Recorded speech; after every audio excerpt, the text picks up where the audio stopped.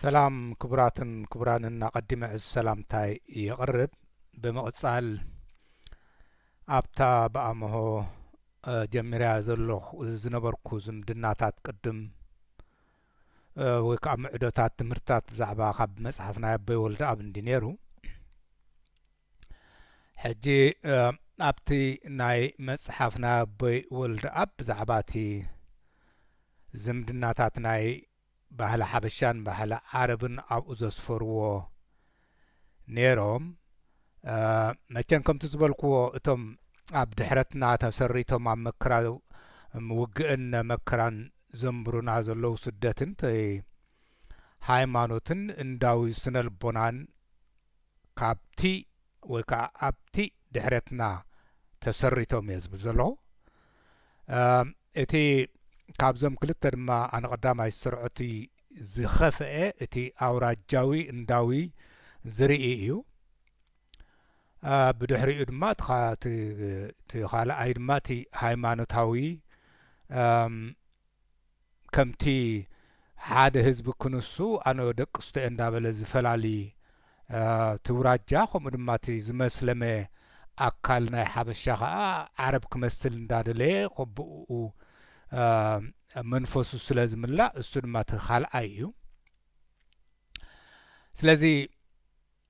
ነዚኣ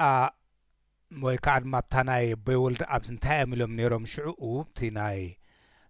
ስታይ ዘበልዎ ፅሑፎም እንታይ እዮም ኢሎም ነይሮም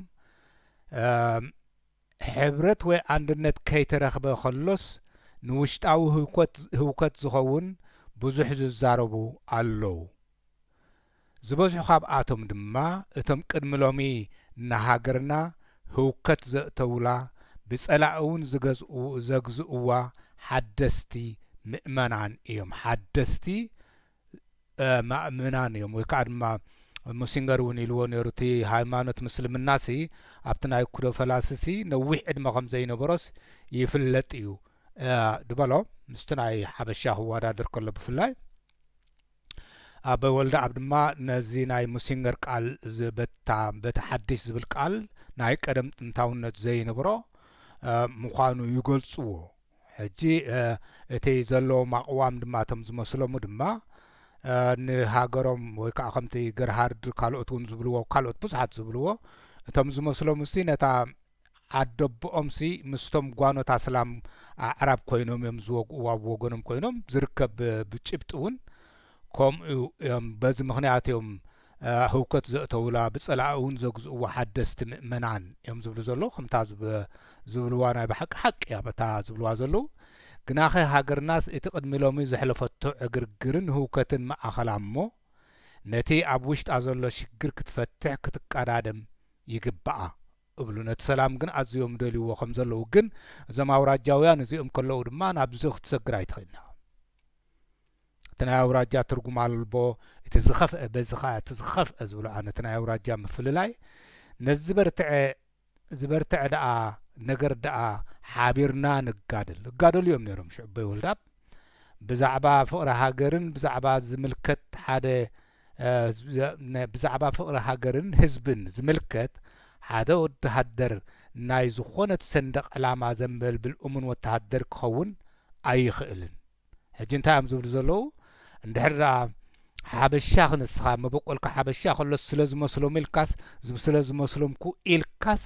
ባህልን ልቦናን ናትካ ናይ ጥንታዊ ዝኾነ ሓበሸነትካ ሸጥካስ ዓረብ ክትከውንሲ ከመይ ጌርካ ምእኻ ናይ ብሓቂ ኣብ ህዝብኻን ኣብ ክብርታትካን ኣብ ሃገርካን ፍቕሪ ክህልወካ ዝኽእል እዮም ዝብሉ ዘለዉ ከማ ኢሉ ገርሃርድ ድማ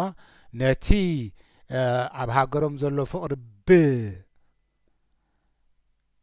ታሪኾምን መበቆሎምን ታሪኽ ኣብ ሓጎታትን ናሓጎታትን ክንዲ ዝርእይዎሲ ብሃይማኖት ስለ ዝርእይዎ ነቲ መበቆሎም ዝኾነ ህዝቢ ወይ ከዓ ታሪኽን ስታይን ዘለዎሲ ምስቶም ኣዕራብ ኮይኖም እዮም ዝዋግእዎ ምክንያቱ ብሃይማኖት ስለ ዝርእይዎ እዮም ዝብሉ ዘለዉ ስለዚ ኣብዚ ድማ እንታይ ኣብዚ ኣኸም ክብል ከለዉ እንታይ ኢሉ ሓደ ወተሃደር ናይስ ዝኾነት ሰንደቕ ዕላማ ዘንበልብል እሙን ሃገራዊ ክኸውን ኣይኽእልን እንዲዮም ዝብሉ ዘለዉ ዓረብ እንዳኾንካስ ሓበሻ ኤርትራዊ ክትብል ድማ እቲ ፍቅሪ ሃገርካስ ከምኡ ክኸውን ኣይክእልን ወይ ከዓ ከምዚ ናይ ኢሳያስ እውን ኤርትራዊ እኔ ኤርትራ ተጋዲለ እንዳበለሲ በኢትዮጵያ ባንዴራ አንበልቢሉ ድማ አንድ ሁነናል ተደምረናል ዝብል ከምኡ እዮም ዝብሉ ዘለዉ ሕጂ ከምዚ ዝኣመሰለ ኣብ ነዚኣ ምስ ነበብኩ እንታይ እዩ መፂኒ ነዛ መፅሓፍ ናይ ኢብራሂም መሐመድ ዓሊ ናይ ብሓቂ እዛ መፅሓፍ እዚኣ ድማ ዝታይ ዘብላ ካብቶም ከም ምዛ ናይ ድሕርዛ ናይ ኣቦይ ወልዲ ኣብ ዝሰርዓ ኣብ ዘይቀል ዓለም በቃ ብሱል ዝኾነ ኣብ ገለ ሓደ ክልተ እንተዘይኮይኑ ኣዝዩ ኣነ ዝሰማማዓሉ በቲ ናተይ ዓቕሚ ክፈርዶ ዝኽእል ክትንበብ ከዓ ዘለዋ ነዚኣ ገዲፍልና ብምኻዱ ኢብራሂም መሐመድ ዓሊ ድማ ናይ ብሓቂ ሞጎስ ኩኖ ኣዝየ ዘመስግኖ ልክዕ ከምቲ ናይ ኣቦይ ወልዲ ኣዝየ ዘመስግኖም ብዋጋ ዝትመን ኣይኮነን ነቲ ስነልቦናና ክቕይር ዝኽእል ሓሳባት ገዲፎምልና ስለ ዝኾኑ በዚ ኣዚና ከነመስግኖም ኢና ዝግባአና እታ ካልኣይቲ ዝረኸብክዋ ንዓይ ደስ ዝበለህኒ ዘድነቕክዋ በቲ ናይ ስነልቦና ናይ ህዝብና ከዓ እዛ መፅሓፍ እዚኣ ንዓይ ስለዚ ኣብዚ ድማ ልክዕ ከምዚ ኣቦይ ወልዲ ኣቡን ዝብልዎ ዘለዉ እሙናት ንህዝቦም ዘፍቅሩ ክኾኑ ኣይክእሉን እዮም ዝብል ነዚ ናይ ኢሳያስ ዝመስል እውን በዓል ዓብደላ በዓል ሳቤ ከምኡ ዝኣመሰለ ከም ዘሎ ኣብዚ ከብርህ ክፍትን እየ እቲ ቀንዲ ዕላማና ድማ እንታይ እዩ ከምታ ኣቦይ ወልዲ ኣብ ዝብልዋ ዘለዉ ነዚ ዝበርትዐ ንህዝብና ሓደ ከምፅእ ዝኽእል ሓቢርና ንጋደል እሳታ ናተይ ኣቕዋም እውን ስለዚ እምበኣር ሕጂ እንታይ ይብል ኣብ ገጽ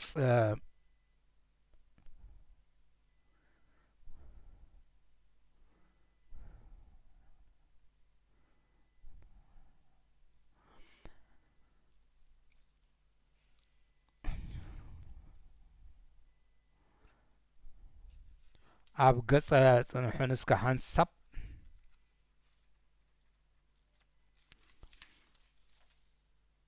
ኣብ ገጽ ምዕራፍ 26 እንታይ ዝብል ብዛዕባ ሕጂ ከዋዳድሮ እየ ነቲ ስነ ልቦና ናይ በዓል እንታይ ኢና ኢልና ዘለና ናይ ኢሳያስ እንተኾነ ኤርትራዊ ተመሲሉ ተጋዲሉ አንድ ሁነናል ተደምረናል በበይኖም ኢሎም ዝሓስብ ኢልና እቶም ዝመስሎም የዕራብ ድማ ሓበሻ እምበር ሓበሻ ድማ ዓረብ ኮይኖም ነቲ ህዝቦም ይዋግእዎ ኢልና እዚ ድማ ንዓኻት ንህዝቢ ኤርትራ ዝጋደል ዘሎ ኮይኑ ድማ ሓደ እዮም ኢሉ ዝኣምን መሊሶም ልና እዮም ኣይከሰርናን ኣይጥፍኣናን ኢሉ ዝኩሉ ክሳራት ተረኺቡ ሕጂ ብኻልእ ገጹ ኣሉ እምበር እዚኣቶም ኣብ ህዝቢ ኤርትራ ፍቕርን ሓልዮትን ከም ዘይብሎም ርኢና እቲኦም ሃይማኖታውያንም እዚ ድማ አንድነታዊ እዩ ስለዚ እንታይ ዝብል እቲ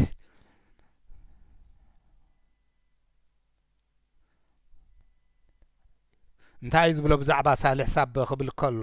እንታይ ዝብል ሳልሕ ሳቤ ነቲ ሓደ ኢዱ ዝሰርሖ እቲ ካልእ ኢዱ እዩ ዘዕንዎ እዩ ዝብሎ ኢሳያስ ድማ ተቃሊሰ እየ ክብል ነቲ ናጽነት እዩ የዕንይዎ ኣብዚ ዘመሳሰል ኣለዎ ምስ ኢሳያስ ሳቤ ካብ ናይ ሓባር ናይ ርእሱ ቅድሚት ዝሰርዕ ማኪያቬላዊ ባህሪ ከም ዘለዎ ቅድም ኣይተረዳእናን ነይሩ ምክንያቱ ቅድም እንታይ ዝብል ንሱ እዚ ሰብኣይ ዲናሞ እዩ ከንቀሳቅስ መዓስ እዩ ኢልና ንድናቀሉ ነርናሲ ኢሉ ዳሕራይ መሰለለናያ ግን ማኪያቬሊ ንዝደለያ ንሱሲ ዘይቅበላ ኢሳያስ ድማ ከማ እዩ ኣብ ገጽ 26 ኣብ ናይ ኣብዛ መጽሓፍ እዚኣ ክትረኽብዎ ትኽእሉ ኢኹም ምክንያቱ ሓሓሊፈ ትረአ ደላ ጉዕዞ ተጋድሎ ሓርነት ኤርትራ ካብ መጀመርታ ክሳብ መወዳእታ እያ ትብል ናይ ብሓቂ ኣዝያ ጠቃሚት መጽሐፍያ ኣነ ክላው በዝደል እንታይ እዩ ኣንቱም ደቅ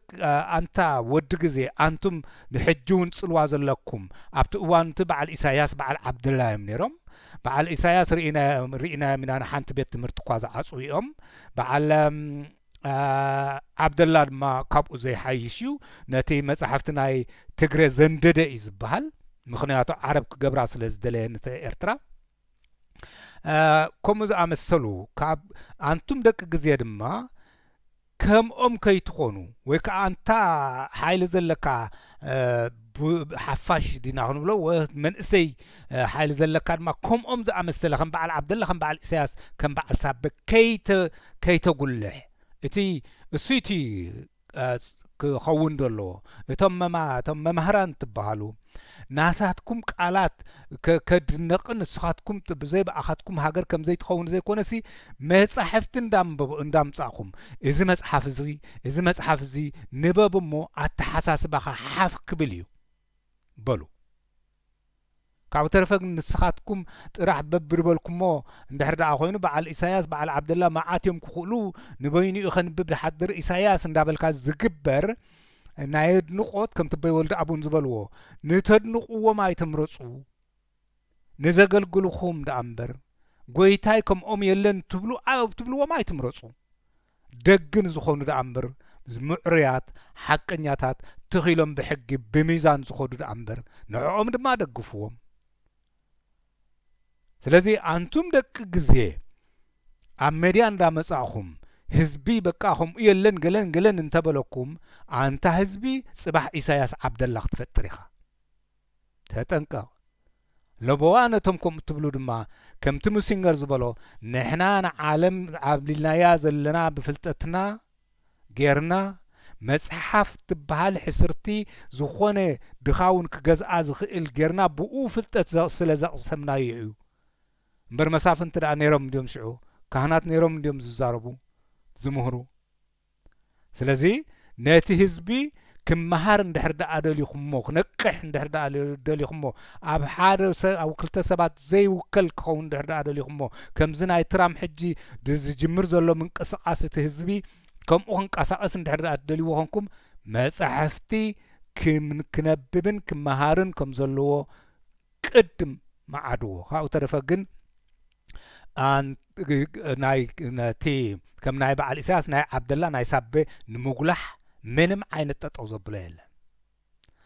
ስለዚ እምበኣር ብምቕጻል እንታይ ይብል ብዛዕባ ሳቤ ክዛርብ ከሎ ምስ ናይ ኢሳያስ ድማ ማክያቨላዊ ዝደልያ ክገብር ጥራሕ ዝደሊ ኢሳያስ ድማ ኸማ እዩ እንታይ ይብል ብእብርሃም መሓመድ ዓሊ ብምቕጻል ሳቤ ናብቲ ዝደልዮ ንምብጻሕ ካብ ዘውትሮ ዝነበረ ተግባራት ዝኾነ ይኹን ኣብ ትሕቲ ምልኩን ቁፅፅሩን ንምእታው ማለት ናይ ሰባት ይኹን ናይ ፖለቲካ መስመር ብገንዘብ ንሕልና ደቂ ሰባት ምሽማት ብገንዘብ ኣብዚ ናይ ኢሳያስ ድማ ብብልሽውና ተላዕዩ ብገንዘቡን ከምድላይኩም ግበሩ ጥራሕ ነታ ተኸላኸሉ ለይዳ እምበር እዩ ዝብሎም ኢሎሞም ብፍላይ ነዚ ናይ ፀጥታዊ መዳይ ዝኾነ ስለዚ ገንዘብ ድማ ኣለዎም ኣውራ ድማ ከም ድባላሸው ከዓ ገብሮም ስለዚ መቐየድ ገብረሎም ማለት እዩ እዚ ሳበ ድማ ብገንዘብ ንሕልና ደቂ ሰባት ምሽማት ንኻልኣዊ ግርጭታት ብምዝማት ንኻልኣዊ ግርጭታት ድማ መንጎ ግርጭታት ምዝርከብ ድማ ከምዚ በዓል ኢሳያስ ዝብልዎ ዞም ሓደ ከባቢኦም ዝቃወሙን ዘለዉ ኢልካ ሽዑ ሓደ ከባቢ እንዲዩ ንዓና ትብል ድማ ወይ ልክ እዚኣቶም ድማ እምበራን ታጉዲዶሞ ንሕና ብል ኮይኖም ኢሉ ድማ ትኻልእ መንካዕ እንዲዮም ሓደ ሓማሰይኖም ቀቲሎሞም ዶ ደይኮነ ውስጡ ድማ ሓቂ ዘይኮነ ከምኡ ገይሩ ሳበ ድማ ከምኡ ይምዝምዝ ከም ዝነበረ ስለዚ ሓደ ባህሪ እዮም ጥራሕ እንታይ ኣፍልልዩ እቲ ወዲ ኣዞቲ ክርስቲያን እዩ ድማ እስላማ እዩ ኩሎም ኤርትራውያን ናይ ኢሳያስ እውን ብወለዶ በቲ ናይ ኣተሓሳስባና ድሕር እንዳብኡ እንድሕር ኢልና ዘርኢ ናይ ትግራይ ኣለና እውን ክንብሎ ንኽእል ኢና ኣብ ኢትዮጵያ ዘላ ትግራይ እያ ቅሬታ ኣብ ኢትዮጵያ ዘላ ትግራይ ኣብኡ ዘርኢ ኣለዎ ክንብሎ ንኽእል ኢና እምበር ኩላህና ርእሲ ማተይ ትግራዋይ ስለዚ እንታይ ዝብል ዘሎ ብገንዘብ ገይሩ የታልል ነቲ ግርጭታት ሲ ብምምዝማዝ ከምኡውን ንምስሊ ፖለቲካዊ ተጻረርቱ ምክፋእን ድሕር ዘይብል ባእታ እዩ ነይሩ ልክዕ ባህሪ ናይ ኢሳያስ ያብኣኸላ ንናይ እንታይ ሽሙኡ ድማ ናይ ንጸላእቱ ድማ በቃ ብምክፋእ ጥራሕ ዘይኮነ እዚ ናተይ መደብ ዘሎ ሕጂ ግን ከምቲ ዝበሃል እንታይ እዮም ዝብሉ ቦታትና ዘይ ናተይ ኢልካ ኣይትህቦን ዘይናቱ ኣይናተይን ኢልካ ድማ ኣይትኸልኦን ናቱ ትበሃል ኣላ ሕጂ ከምታ ደላታ እምበር ንሳቤ ንዓብደላ ንኢሳይያስ ሓደ ናቲ ሓደ ዝቐርቦ ኮይኑ ኣይኩን ከምታ ዘላታ ኣብዚ ባህሪኦም ሓደ ይብል ኣለኹ ኣነ ነዚ ድማ ፍለጦ ድሓር ክመጽእ ደልየ ዘለኹ ድማ ቀዲመ ተበልክዎ እንድሓን እዩ እቲ ክመጽእ ደልየ ዘለኹ እዚ ተጋድሎ ሓርነት ኤርትራ ህዝባዊ ግንባርን ወያነን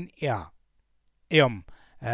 ካብ ሜዳ ሓግሒጎም ኣውፅኦማ ዝብል ንሱ ሓቂ ከም ዘይኮነ ንሱ ሓቂ ከም ዘይኮነ እንታይ ደኣ ሳበን ዓብደላ እድሪስን ከም ዝኾኑ ንተጋድሎ ሓርነት ኤርትራ ካብ ሜዳ ተሓቂዕካ ክትወፅእ ዝመደቡ ስለዚ በዚ ናብዚኣ ገጸ ዝኸይድ ዘለኹ በዚ መሰረት ድማ ንኢሳያስ ነዚ መጽነቲ ህዝቢ ዝኾነ ከዳዕ ዝኾነ ኩሉ ዝነበረ ተስፋታት ናይ ህዝቢ ኤርትራ ዘጽነተ ልክ ዓብኣ እንተ ነታ ነተጋድሎ ሓርነት ኤርትራ ሓግሒጉ ኣውፅዎ ብናታ መደብ ዝብል ግን ኣይኮነን ብናይ ስዑዲ ብናይ ሳቤ ብናይ ዓብደላ ምዃኑ ክንሪኦ ኢና ኩሉ እኳ ክብሎ እንተዘይከኣልኩም ናብኡ ዝኣመተ እዩ ብዓንተብኡ ከነጽሮ ስለ ዝደለኹ እየ ምክፋእን ድሕር እንታይ ዝብል ምክፋእ ድሕር ዘይብል ነቶም ተጻረርቱ እዩ ዝብሎ እንተ ደኣ እንታይ ይብል ኢልዎ እንተ ደኣ ንራእስን ሓለፍቲ ናይቶም እንዳታትን ጉጅለታት ክትሕዝ ክኢልካ ነቲ ዝተረፈ ህዝቢ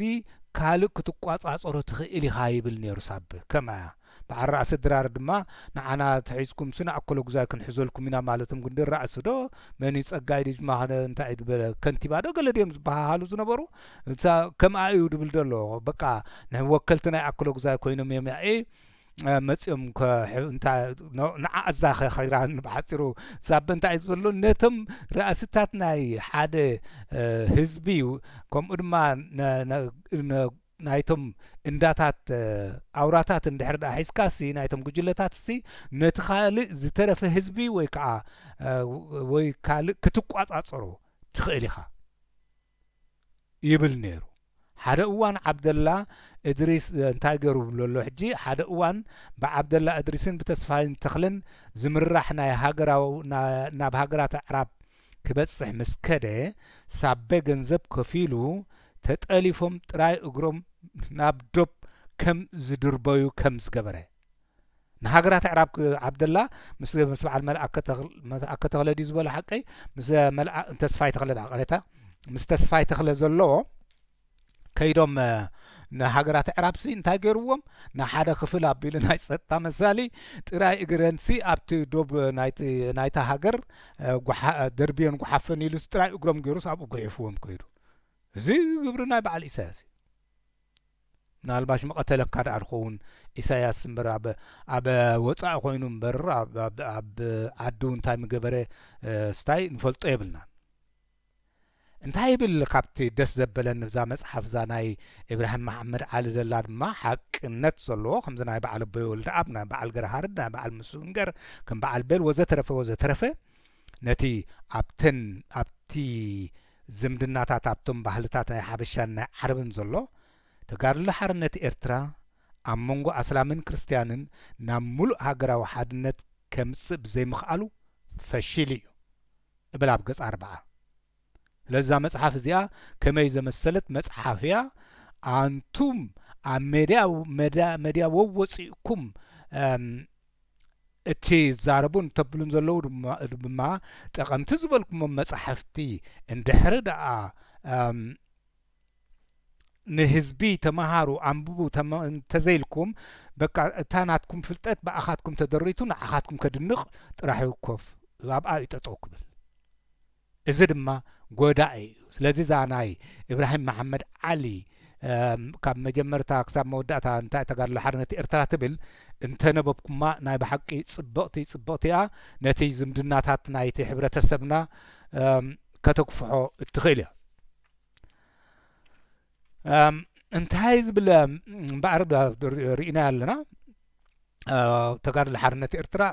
እስላምን ክርስቲያንን ከምዘይ ከተወሃህዶም ከምዘይ ከኣለት ስለዚ ሓደ ካብቲ ዝምስክሮ ድማ እምበኣር ዋላ ሓንቲ ኣይነበረን ገለ ዝበሃል ነይሩ እዩ ነይሩ ኣብ መንጎቶም ክርስቲያንን እስላምን ዘኣልዮ ስለ ዘይረኸበ ናይ ዘይምውሃድ ዘይምትእምማን ነይሩ እዩ ብምቕጻል እንታይ ይብል ከዓ መልሱ እቶም ክርስቲያን ኣብቲ ሰውራ ተሰማዕነት ከም ዘይነበሮም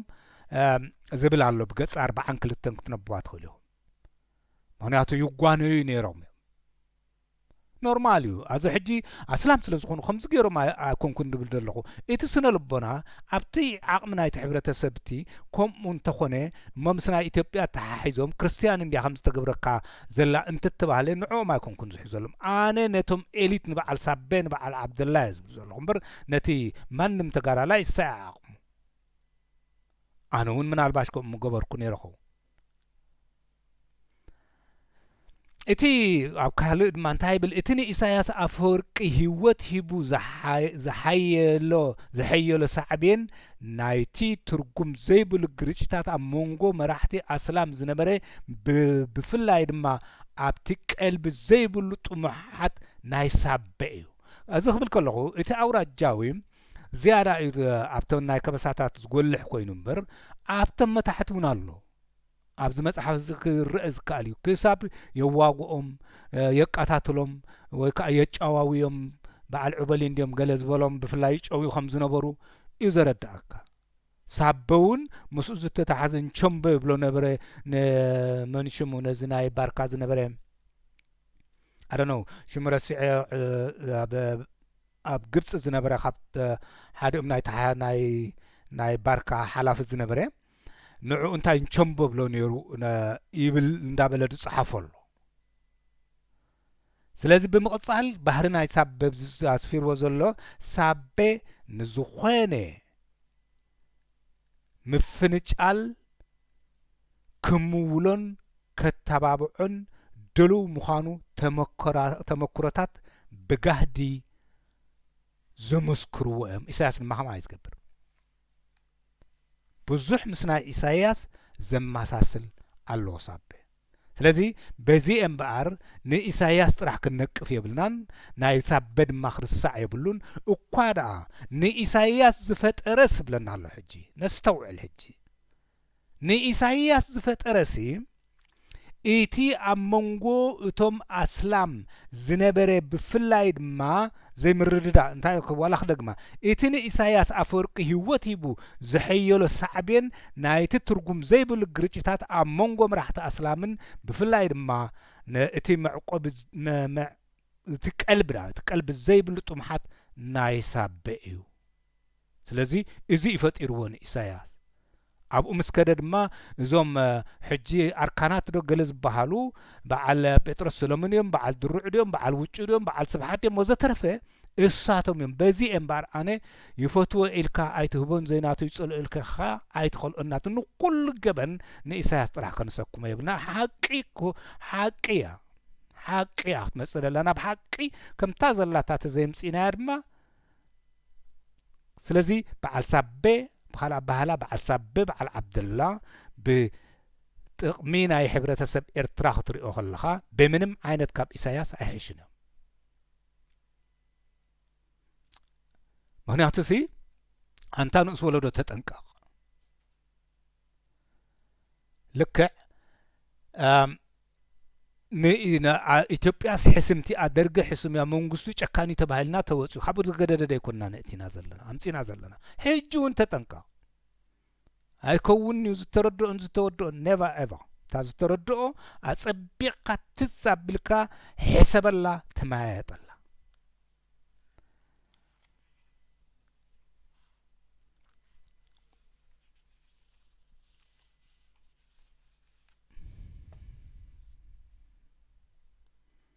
ብምቕጻል ኣብዚ ብዛዕባቶም ክልተ እንታይ እዩ ዝብሎ ዘሎ ብጉዳይ ምምስራት ጠቕላሊ ሃገራዊ ጉባኤ ብፍላይ ኣብ መንጎ ቀንዲ ባህልታት መቆሚታት ኢልዎ ባህልታት ሕብረተሰብ ኤርትራ ክርስቲያንን ኣስላምን ንኣእምሮን ቀልብን ወለዶ ብረታዊ ቃልሲ ብጭንቀት ኣሻቀሎን የሳቅዮን ነበረ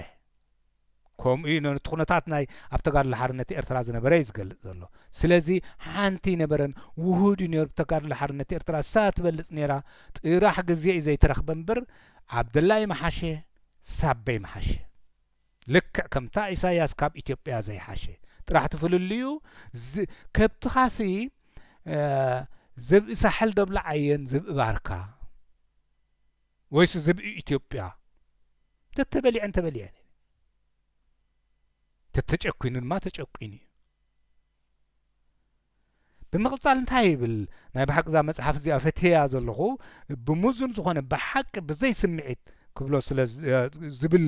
ንዓይ ከምኡ ኮይኑ ስለ ዝረኸብክዋ እያ ኣብ መንጎ ኤርትራውያን ናይ ሃይማኖት ዝመሳሰል በዚ ምኽንያት ውግእ ሓድሕድ ኩነት በጽሐ ህዝባዊ ግንባር ክርስቲያን እያ እቲ ድማ ተጋድሎ ሓርነት ኤርትራ ኣስላማይ እቲ ኣነ እስላማይ ትዋጋ ንኸምሱል ኢሎም ትኾይኖም እቲ እምነት ክርስቲያን ኣይዋግኡ ኣርእዮምና ሳበ ንረብሑ ዓብደላ ንረብሑ ብምቕጻል እንታይ ይብል ተጋድሎ ሓርነት ኤርትራ ካብ ዝነበረተሉ ኣትሒዛ ኣብ ሃገራዊ ክውንነት ዝተመርኮሰ ፖለቲካዊ ስነ ፍልጠት ብሩህን ጥሙርን ተግባራዊ ስትራቴጂ ናይ ሃገራዊ ሓድነት ሕጂ ተን ሃይማኖታዊ ወይ ከዓ ተን ኣውራጃውን ክኾና ክእላየን ቅርፂ ብፍላይ ኣብ መንጎ ቀንዲ ብፍላይ ኢልዋ ኣሎ ኣብ መንጎ ቀንዲ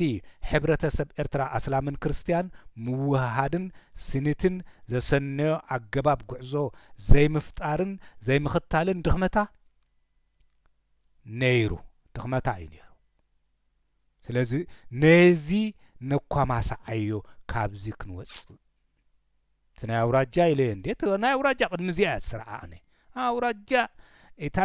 ዝደሓረት እንታይ ሞ ትፍንፈን ባህሪ እታ ናይ ኣውራጃ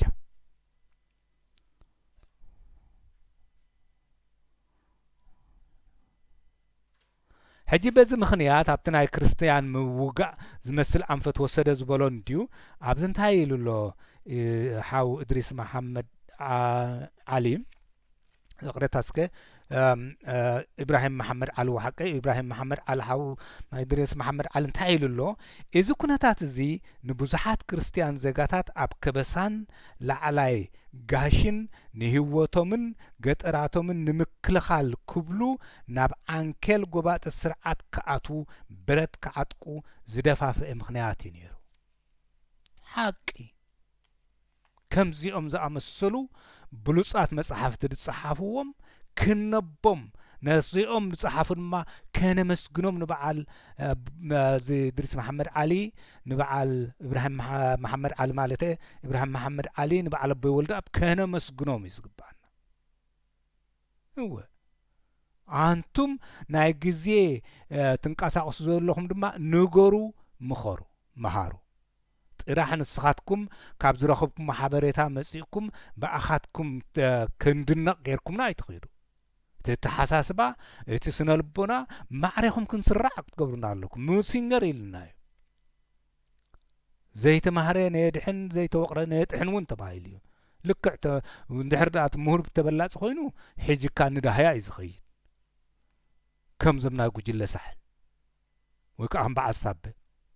ከም በዓል ዓብደላ እንታይ ይብል ብምቕጻል ናይ ኤርትራ ዓረባዊት ዘተኮረ ቀሊልን ቁልጥፉን ዓረባዊ ሓገዝ ንምርካብ ጻዕሪ ኣካየደ መን እዚ ሳበ እንታይ ገይርዎ ንኤርትራሲ ዓረባዊት ነታን ሓገዝ ክረክብ እዩ ዝብላ ዘሎ ዓረባዊት ከም ዝኾነት ሲ ኣብ ሃገራት ዓረብ የላልያ ነይሩ እዚ ድማ ጠንቃሚ እዚ ጠለባት ሃገራዊ ሓድነት ንተሃዋሲ ዝምድና ሃይማኖታውን ባህላውን ብዙሕነት ሕብረተሰብ ኤርትራ ተሃዋስነቱ ኣብ ግምት ዘይኣተወ እዩ ነይሩ ዓረብያ እንዳበልካ ክትገልጻ ከለኻ ቁኑዕ ኣይነበረን እዩ ዝብል ኢብራሂም መሐመድ ዓሊ ድሓንእቶ ናይ ብሓቂ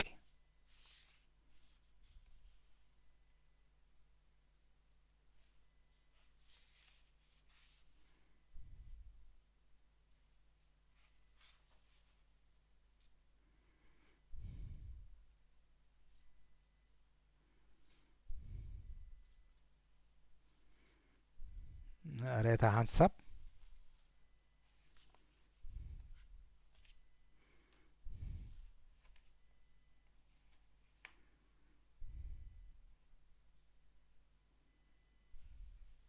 እንታይ ዝብል ዘሎ ብዚ ገዛ ርፍ እዚ እውን ታ ዝምድና እንድያ ተጋድሎ ሓርነት ኤርትራ ካብ ማእከላይ ካብ መዋእል ላዕለዋይ ባይቱ ኣትሒዛ ዲፕሎማስያውን ዜናውን ኣገባብ ኣቀራርባኣ ንታሪኻዊ ባህላውን መንፈሳውን ምትእስሳር ናይ ህዝቢ ኤርትራ ምስ ሃገራት ኣዕራብ ትገልጽ ነይራ ነቲ ብናይ ኢትዮጵያ ጎበጣ ዝተደምሰሰ ህላዊ ቋንቋ ዓረብ ከም ብሓድሽ ናብ ንቡር ዕላዊ ቦትኡ ንምምላስ ትቃለስ ምንባራውን ትሕብር ነራ ስለዚ ቋንቋና ቋንቋ ዓረብ ስታይ ኮይኑ እንዳበለት ኮታስ ዚያቲ ኤርትራ ናብ ዓረብ ገጻ ዝዘንበለ ምልላይ ኣትገብር ነራ ኣብዚ ሕጂ ክፍለጥ ዘለዎ ሲ ኣበናይ ዘበን ያ ኤርትራ ቋንቋ ዓረብ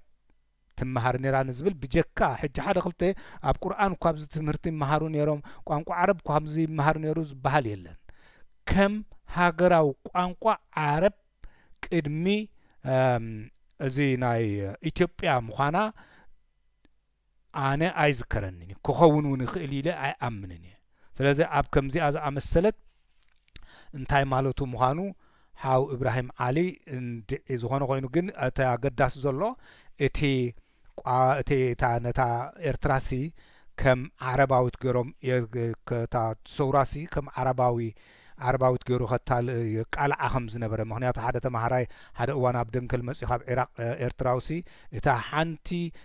ናጽነት ዘይወፀት ሃገር ዓረብ ዘላ ኢሉ ምስ ገለጸስ ኣብቶም እንታይ ዝበሃሉ ኣብቶም ተጋደልቲ ዋዕዋዕ ኣላዓ ኢሉ ዝብልዎ ነይሩ ከምኡ ሰሚዐ ኣለኹ ስለዚ እቲ ዝነዚ ንኽንፈልጦ ኣገዳሲ እዩ ክሳብ ሕጂ እውን ክሳዕ ክንደይ ካብኡ ተላቂቕና ኣለና ዝብል እውን ክንሓስብ መታን ክንሓልፎ እዩ ዘለና እንታይ ይብል ኣብዚ ብምቕጻል ኣብ ምዕራባዊ ዓለም ኣብ ክርስትያናዊ ብሓፈሻ ኣመለኻኽታ ብፍላይ ኤርትራውያን ስደተኛታት ከም ሕሉፍ እስላማዊት ከም ሕሉፍ ደይኮነስ ሕሉፍ እስላማዊት ውድብ ብዓረብን ኣስላምን ሃገራት እትምወልን እትዋፈርን ተጋድሎ ሓርነት ኤርትራ ማለት እዩ ንመንነት ኤርትራ ንምልዋጥ ናብኦም ንምሕዋሳን ናብ ዓረብ ማለት እዩ እተጽዕር ውድብ ኢሉ ምስላ ተቐርጸት እቲ ምስላስ ከምኡ ተቐሪጹ ዓረባዊት እያ እዚኣ ንኤርትራ ዓረብ ንምግባር እያ እዛ ውድብ እዚኣ ኢሉ ምስላ ኣብቶም ክርስትያን ኣብ ምዕራባዊ ዓለም እውን ከምኡ ናብቶም ክርስትያን ዝኾኑ ኤርትራውያን እዛ ውድብ እዚኣ ንኤርትራ ዓረብ ንምግባር እያ ዝብል ርኢና ኢና እውን ብረት ዝዓጠቑ ዓዶም ንምክልኻል ሓቆም እዮም ከዓ ክንደይ ሽግር ረኽቡ ከም ዝነበሩ በዓል ዲናይ ዝበሃል ገለ ዝበሃል ይምስከር እዩ ኣብ ኣመለኻኽታ እስላማዊ ማሕበረሰብ ኤርትራን ኣብ ጎረባብቲ ሃገራት ድማ ነቲ እስላምን ዓረባውነትን ዝጸልእ ሸነኽ ከም ንምሕዝነት ክርስትያናዊ ኮሙኒስት ዝብል መሲሉ ተቐርጸ ሕጂ እንታይ ዝብል ዘሎ እቶም እስላም ድማ እቶም ምዕራብ ድማ ብኻልእ ኣበሃህላ እንታይ እዮም ዝብሎ ዘለዉ እንድሕር ደኣ ከምዚ እንድሕር ደኣ ኮይና እዛ ውድብ እዚኣ ናይ ክርስትያንን ናይ ኮሙኒስትን ምሕዝነት እያ ኢሎም ሕጂ ትጥንጥን ኣላ ማለት እዩ በቶም ክርስትያን ዝኾኑ እንታይ ሽሙ ተቃቂራ ገይሩ ይቕሪብዋ ዘሎ ሓዊ ኢብራሂም ዓሊ ስለዚ እንታይ ይብል ዘሎ ናይ ባሓቂ ተቃቂራ ክትብላ ትኽእል ኢኻ ምክንያቱስ በቶም ክርስቲያን እዚኣዳ ዓረብ እንዲያብልዋ እቶም ዓረብ ድማ እዚኣዳ ኮሙኒስትን ናይ ክርስቲያንን ምሕዝነት ጌራ ትኸይድ ዘላ ውድብ እያ ከዓ ይብልዋ ነይሮም ክመስል ከዓ ዝኽእል እዩ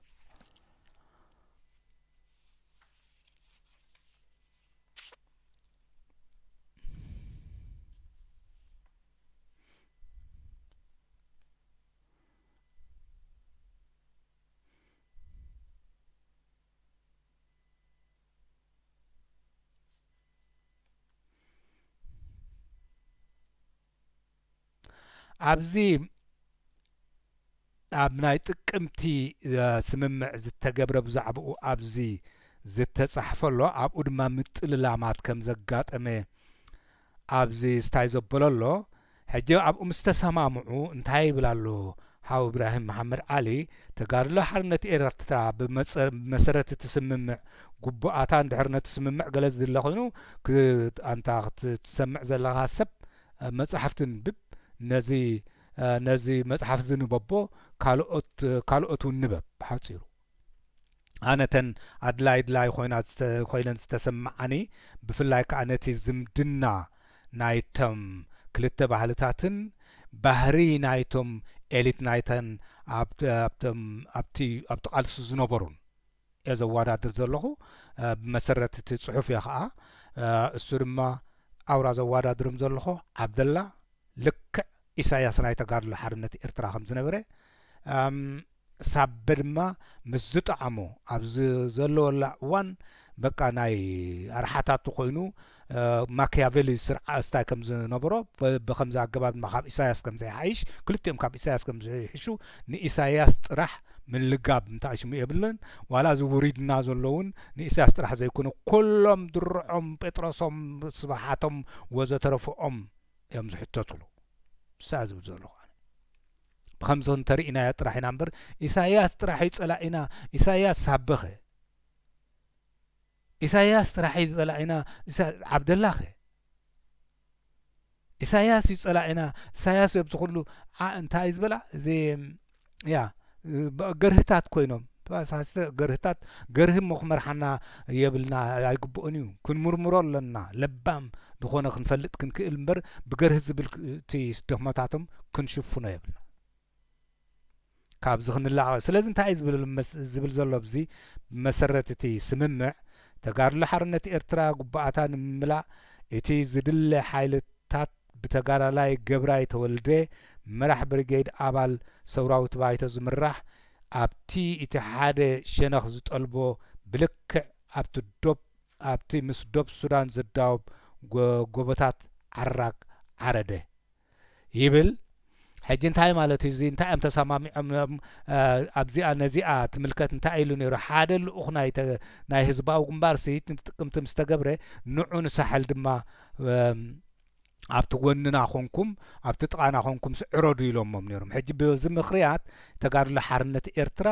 ናብቲ ቦታ ናይ ህዝባዊ ግንባር ዝነበርዎ ናብኡ ብመን ገብራይ ተወልደ ዝምራሕ ከም ዝለኣኸት እዩ ስለዚ ኣብ ቦታ ዓራግ ከዓ ጎቦታት ዓራግ ዓሪዱ ነይሩ እንተኾነ ሻዕብያ ብመበገሲት ዋናን ናይ ትርኢቶ ክንሳ ብዘይ ኣቐዲሙ ኣብ ድሕረ ግንባራ ዝነበረ ሰራዊታ ናብቲ ሓባራዊ ቦታ ሰራዊት ንምልኣኽ ዝተገብረ ስምምዕ ኣብ ግብሪ ኣየውዓለቶን ጠሊማ ማለት እዩ ብኣንጻሩ ግን ሓይልታትና ኣብቲ ዝበፅሕዎ ሓድሽ ቦታ ሰሜናዊ ሳሕል ኣብ ትሕቲ ሙሉእ ቁፅፅር ህዝባዊ ግንባር ብምግባሩ ሰራዊትና ኣብ ትሕቲ ቀጻሊ ጆሆ ምፍርራሕን መጥቃዕትን ናይ ሓይልታት ሻዕብያ ኣተወ ስለዚ ህዝባዊ ግንባር እምበኣር ነዚ ብሽርሒ ኣነ ዝስምዕምዕ ናይ ጥቅምቲ ጌራቶ ድሓር ድማ ንዑ ናባና ቅረቡ ኢላቶም ከምኡ ዝብል እዩ ዘሎ ብዚ ፅሑፍ ስለዚ ናይ ምትላል ነይርዎ ኣብ ሓደ እዋን ሻዕብያ ብዘካየደቶ ናይ ህጁም መጥቃዕቲ ተተማሚዕና ኢሎም ኣብ ጥቅምትስ ንዕበሉ የሕዋትና ወይ ከዓ ደቂ ሓንቲ ሃገሪና አንጻር ሓደ ፀላእ ኣለና ኢሎም ኣብኡ ድማ ተጣላሊሞም እዚኦም እዮም ቶም ኤሊትና ብዙሓት ካብ ተጋድልትና ግዳይ ዝተሰውኡን ብርክት ዝበሉ ምሩኻትን ኮኑ ብኣገሪሆሞም ሽሑ ኦኬ ብምቕጻል እንታይ ዝብል ለዚ ኣብኡ ከም ዝተጣላለሙ እዩ እዚ እንታይ ዝብል ዘሎ ሕጂ እቲ ጀብሃሲ ከምኡ ብምግባራ እቲ እዚ ስጉምቲ እዚ ብምውሳዳ ብመሰረቱ ናይ ጀብሃ ወተሃደራዊ ቤት ጽሕፈት ዝፈጸሞ ቀዳማይ ጌጋ እዩ ምክንያቱ እንታይ ዝብል ዘሎ ሓዊ ኢብራሂም ዓሊ ዓብደላ ንተጋድሎ ሓርነት ኤርትራ ከፍርሳ ብውሽጢ ወሲኑ ከምኣ እዩ ተዳልዩ ነይሩ ሕጂ ናብኡ ዝኸደ ክመጽእ ይመስለኒ እምበር ካብቲ ኣራርግዲ ዝበሎት በረኽቲ ቦታታት ውረዱ ንሜዳ ዝበሎም ምናልባሽ እውን ስምምዕ ምስ ነይርዎ ኸይከውን ዘብል ነጥብታት ትረክብ ኢኻ ኣብዚ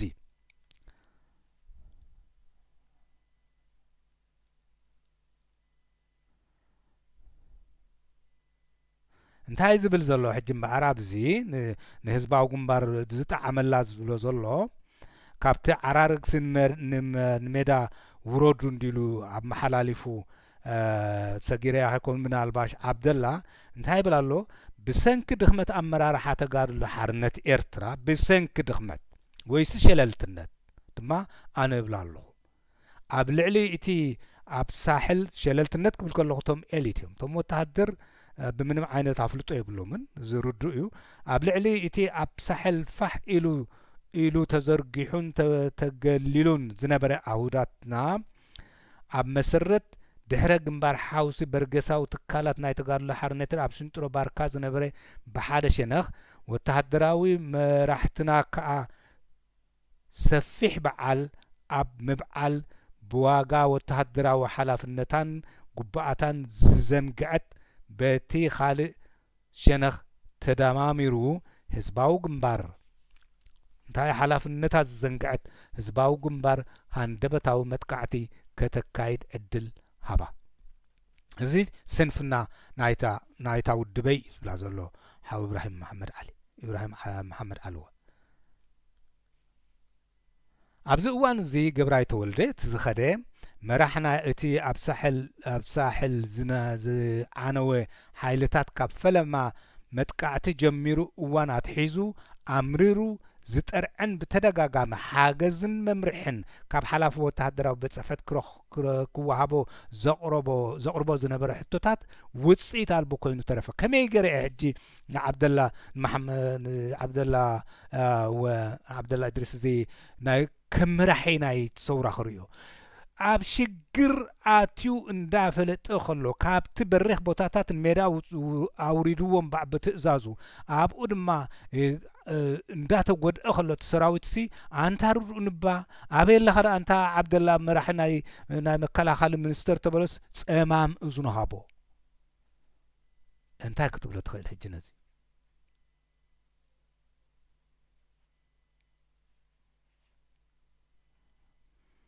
እንታይ ዝብል ብምቕጻል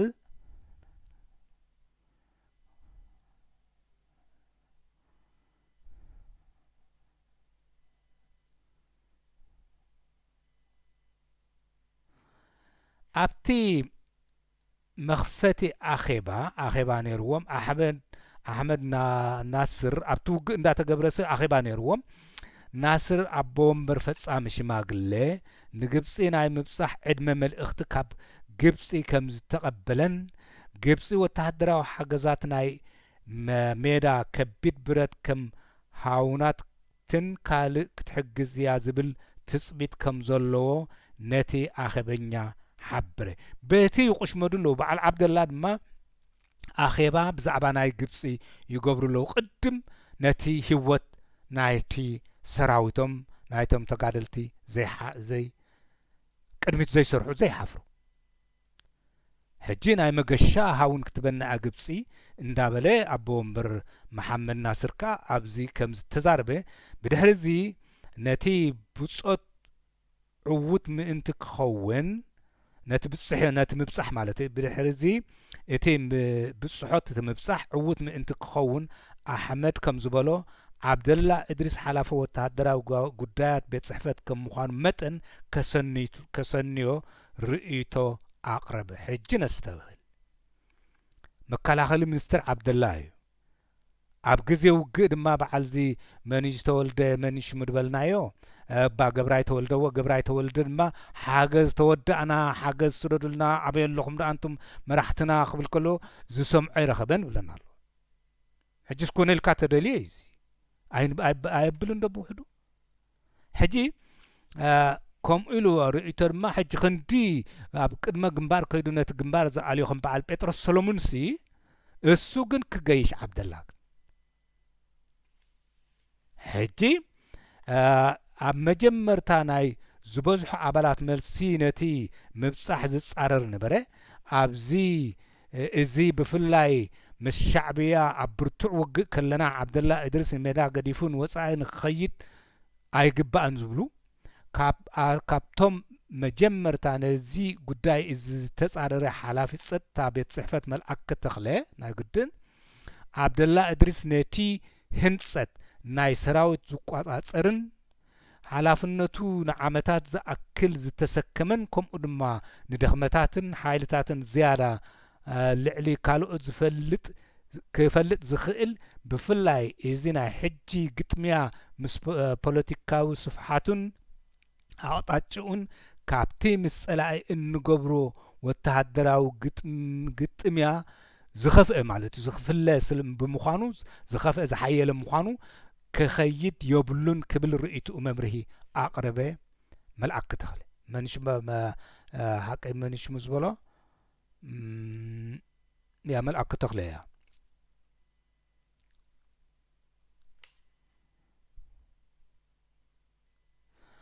هو هم إلى قريب مالته لكي إذا وتهدروا حيلي عبد الله كل جزء نعو كم زانا إساياس ناتو يعني رخ ساعتا تقال لحرنة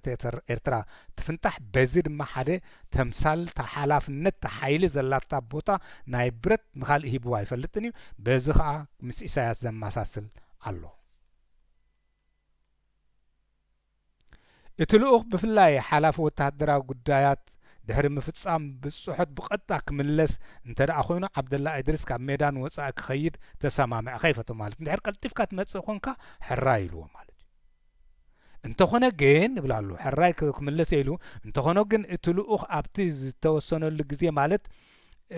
انت بزحي كاب كلته سومن لعلي كي وسدك ملس زغبو كنسو اي تملسن طليمود مازي حجي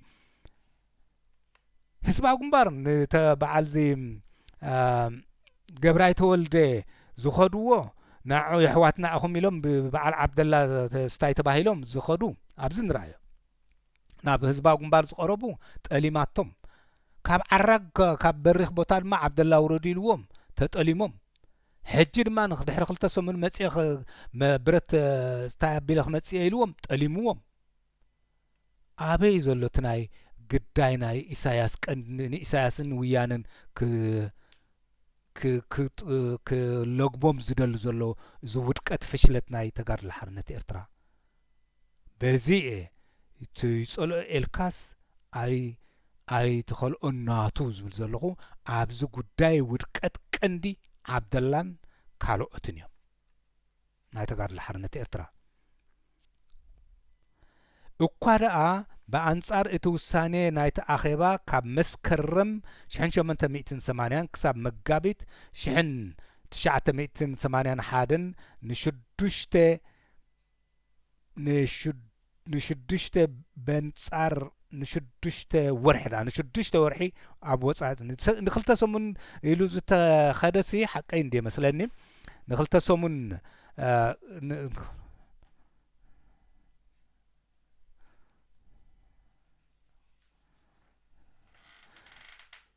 ونخلت سمون أبلي تواهبوا نيرو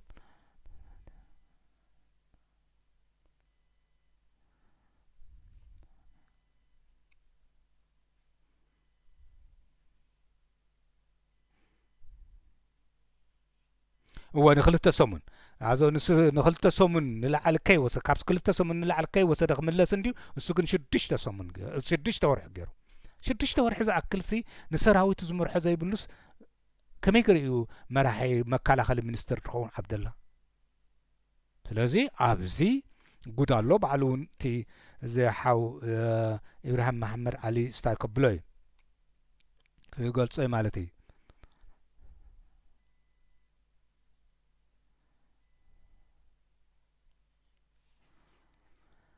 ኦኬ ደሓን ሓሓሊፈ ዞን ዝነብብ ዘለኹ አንቱም ክትፈልጡ ትደልዩ ግን ሓደ ካብቲ መሰረታዊ ዝኾነ ብዘይቀል ዓለም መሰረታዊ መቃን ተጋድሎ ሓርነት ኤርትራስ ውያነን መንሽሙን የዕንዮማ ገለ ዝበሃል ፈጺሙ ከም ዘይኮነ መርትዖታት እየ ዘምጽእ ዘለኹ ሕጂ ሰውራዊ ባይቶ ኣብ ታሕሳስ 1881 ኣብ ሃማስ ኮረብ ኣብ ውሽጢ መሬት ሱዳን ሻድሻይ ኣኸቢኡ ኣካይዱ ዓብደላ እድሪስ ኣባላቱ ኣባልነቱ ኣብ ፈጸማ ሽማግለ ሓላፍነቱ ኣብ ወታደራዊ ጉዳያት እኳ ኣብቲ ዋላ እኳ ኣብቲ ሙሉእ እዋን ምስ ህዝባዊ ግንባር ወታደራዊ ግጥምያ ዝተኻደሉ ዝነበረ በኺሩ ይንበር ሓላፍነቱ ግን ኣይተጠንከፈን ረኣዩ ጉድ እዚ ሁሉ ግእ ከሎ ዘይነበረሲ ሓላፍነቱ ግን ኣይተጠንከፈን መን ትንክፋና ኢሳያስ ስለዚ ኢሳያስ ናይ ተጋድሎ ሓርነት ኤርትራ ዓብደላ እዩ ነይሩ ኢሳያስ ናይ ህዝባዊ ግንባር እሱ ድማ ናይ ተጋድሎ ሓርነት ኤርትራ መከላኸሊ ሚኒስትር በዓል ጴጥሮስ ሰሎሞን ግን እንታይ ከም ዝገብሩ በዚ ድማ እዮም ድዕወቱ ፍሉጥ እዩ ብመወጻል ኣብዚ እንታይ ትብል ሕጂቲ ምስፋሕ ዘሎ ክንፈልጦ ዘለና ናይ ብሓቂ እዚ ነገር እዚ ውድቀት ናይ ተጋድሎ ሓርነት ኤርትራሲ ኢሳያስ ድዩ ዝሕተተሉ ውያኔ ድያ ትሕተተሉ ህዝባዊ ግንባር ድዩ ዝሕተተሉ ወይስ ዝያዳ ዓብደላን መሳርሕቱን እዮም ምዘናታ ሰብ ዝበለካ ዝተባህለና ጥራሕ ኣይንቀበል ምክንያቱ እንታይ ዝበሃል ኣሎሲ እዛ ምስላ እዚኣ ይፈልጦ ኢልካ ይፈትዎ ኢልካ ኣይትህቦን ዘይናቱ ይጸልኦ ኢልካ ኣይትኸልኦናቱ ትብል ሓደ ዋንሲ ሓደ ሰብ ንሓደ ሰብ በዲልዎስ እቲ በዳሊ ክብድል ከሎ ሓደ ወዲ ሓወቡኡ ርእይዎ ዘመዱ ሕጂ እቲ ተበደለ ኸሲሱ መን ኣለካ ምስክር ተበለ ነቲ ዝረአየ ወዲ ሓወቡኡ ነቲ በዳሊ እስተለኒ ምስክር ኢሉ ሕጂ እቲ ዝተበደለ እቲ ዝበደለ ከይዱ ነቲ ወዲ ሓወቡኡ ከምዚ ኢሎ እሞ ምስክር ንዓኻ ረቂሑሎ እሞ ብኣንጻሩ እሱ ከም ዝበደለኒ ጌርካ ንገሮም ተባሂሉ ኣባ መስክር ተባሂልዎ ሕጂ እቲ ወዲ ሓወቡኡ እንታይ ኢልዎ ኣነ እኮ ንማዕተበየ ዝምስክር ኢልዎ ስለዚ ዋላ ወዲ ሓወይ እንትኾንካ ነቲ ዘይበደለ በዲሉ ኢለ ዘይስሙኽቦ ይደልን ሕጂ እሞ ዝሓርተ ወዲ ሓወቡኡ እንታይ ኢልዎ መቋውዒ ምድሪ ደኣ ኣይግራውተይ ስራሕ ክበኩር እንድዮ ምስ በሎ ሓንቲ መዓልቲ ንዓኻ ሓንቲ መዓልቲ ንዓ ይሰርሕ ካብኡ ተረግፈ ግን ንዘይኮነ ኣይብልን እየ ጓና ስለ ዝኾነሲ ንሱ ከም በዳሊ ኢለ ዘይናቱ ስም ኣይቦን እየ ወይ እውን ብዓብኡ ድማ ብዛዓበየ ጉልሕ ድማ ናይ ራስ ተሰማ ንውሰድ ወዶምሲ በዲሉ ወደይ እዩ ኢሎም ዘይናቱ ፍትሒ ኣይሃብዎን ኣይወደይኒ ኢሎም ድማ ነቲ ቡዱል ነቲ ፍትሕናቱ ኣይከልእዎን ብኸማ መሰረት ክንሪኢ ኣለና ኢሳያስ ገይርዎ ዘሎ ጉድ ኣብ ፅንተት ዘብስዕ እዩ ንተጋድሎ ሓርነት ኤርትራ ናይ ምዕናው ግን ንሱ ድዩ ዝሕተተላ ዘላ ሓቂ ያ ሕጂ እንታይ ዝብል ጉዳይ መሪሕነት እንታይ ጉዳይ ሃገራዊ መሪሕነት ጉዳይ ወተሃደራዊ መሪሕነት ክብሎ ከሎ ዓብደላ ማለት እዩ ጉዳይ ወተሃደራዊ መሪሕነት ዝምልከት እቲ ኣኼባን ወተሃደራዊ መሪሕነት ኣቐዲሙ ዓብደላ እድሪስ ብሓላፍነት ኣሕመድ ማሕሙድ ዘቆማ ሽማግለ ከይቀየረ ኣጽድቆ ዓብደላ እድሪስ ማሕሙድ ኣባል ናይ ወተሃደራዊ በኣርካን ዘይኮነ ብደረጃ መሪሕነት ኣብ ወተሃደራዊ መጥቃዕቲ ህዝባዊ ግንባር ዘይነበረን ክምዘዝ ከሎ ክምዝዝ ከሎ ኣብ ልዕሊ ህላዌ ክፍሊ ኣርካን ክትዕ ጥርጥራን ብዙሕ ሕቶታትን ኣልዒሉ ነይሩ እዩ ሕጂ ንዝደለዮ ሸሞ ከምዚ ናይ ኢሳያስ ልማዚ እቶም ክኢላታት ከለውሲ ንሓደ ዝደለዮ ይሸሞ ምክንያቱ ዕወት እውን ኣይደለዮን ነይሩ ወይ ከዓ ድማ ተሓላፍነት እውን ካብኡ ናብ ካልእ ከጸጉዖ ይደሊ ከም ዝነበረ ኣብዚ ዝጠቐሶ ኣሎ ሓው ኢብራሂም መሐመድ ዓሊ ብዓብደላ እድሪስ ዝተመደበ ግን ብዓብደላ እድሪስ ዝተመደበ ግን ዓብደላ ንነብሱን ኣርካኑን ካብቲ ናይ ወተሃደራዊ ግጥሚያ ኣንጻር ሻዕብያ ሓላፍነት ካብ ምውሳድ ንኽርሕቕ ኢሉ ዝወሰዶ ውሳኔ ኣብ ልዕሊ እንግድዓ መሐመድ ማሕሙድ ከም ዝደርበዮ ፍሉጥ እዩ ነይሩ ስለዚ ነዚኣ እንካድኣ ኢሉ ከረክቦ ስለ ዝደለየ ነታ ውድቀት ናይ ማዞ ናይ ስዕረት ናይ ህዝባዊ ግንባር ናብኡ ከጸግዓ ስለ ዝደለየ እዩ ኢሉ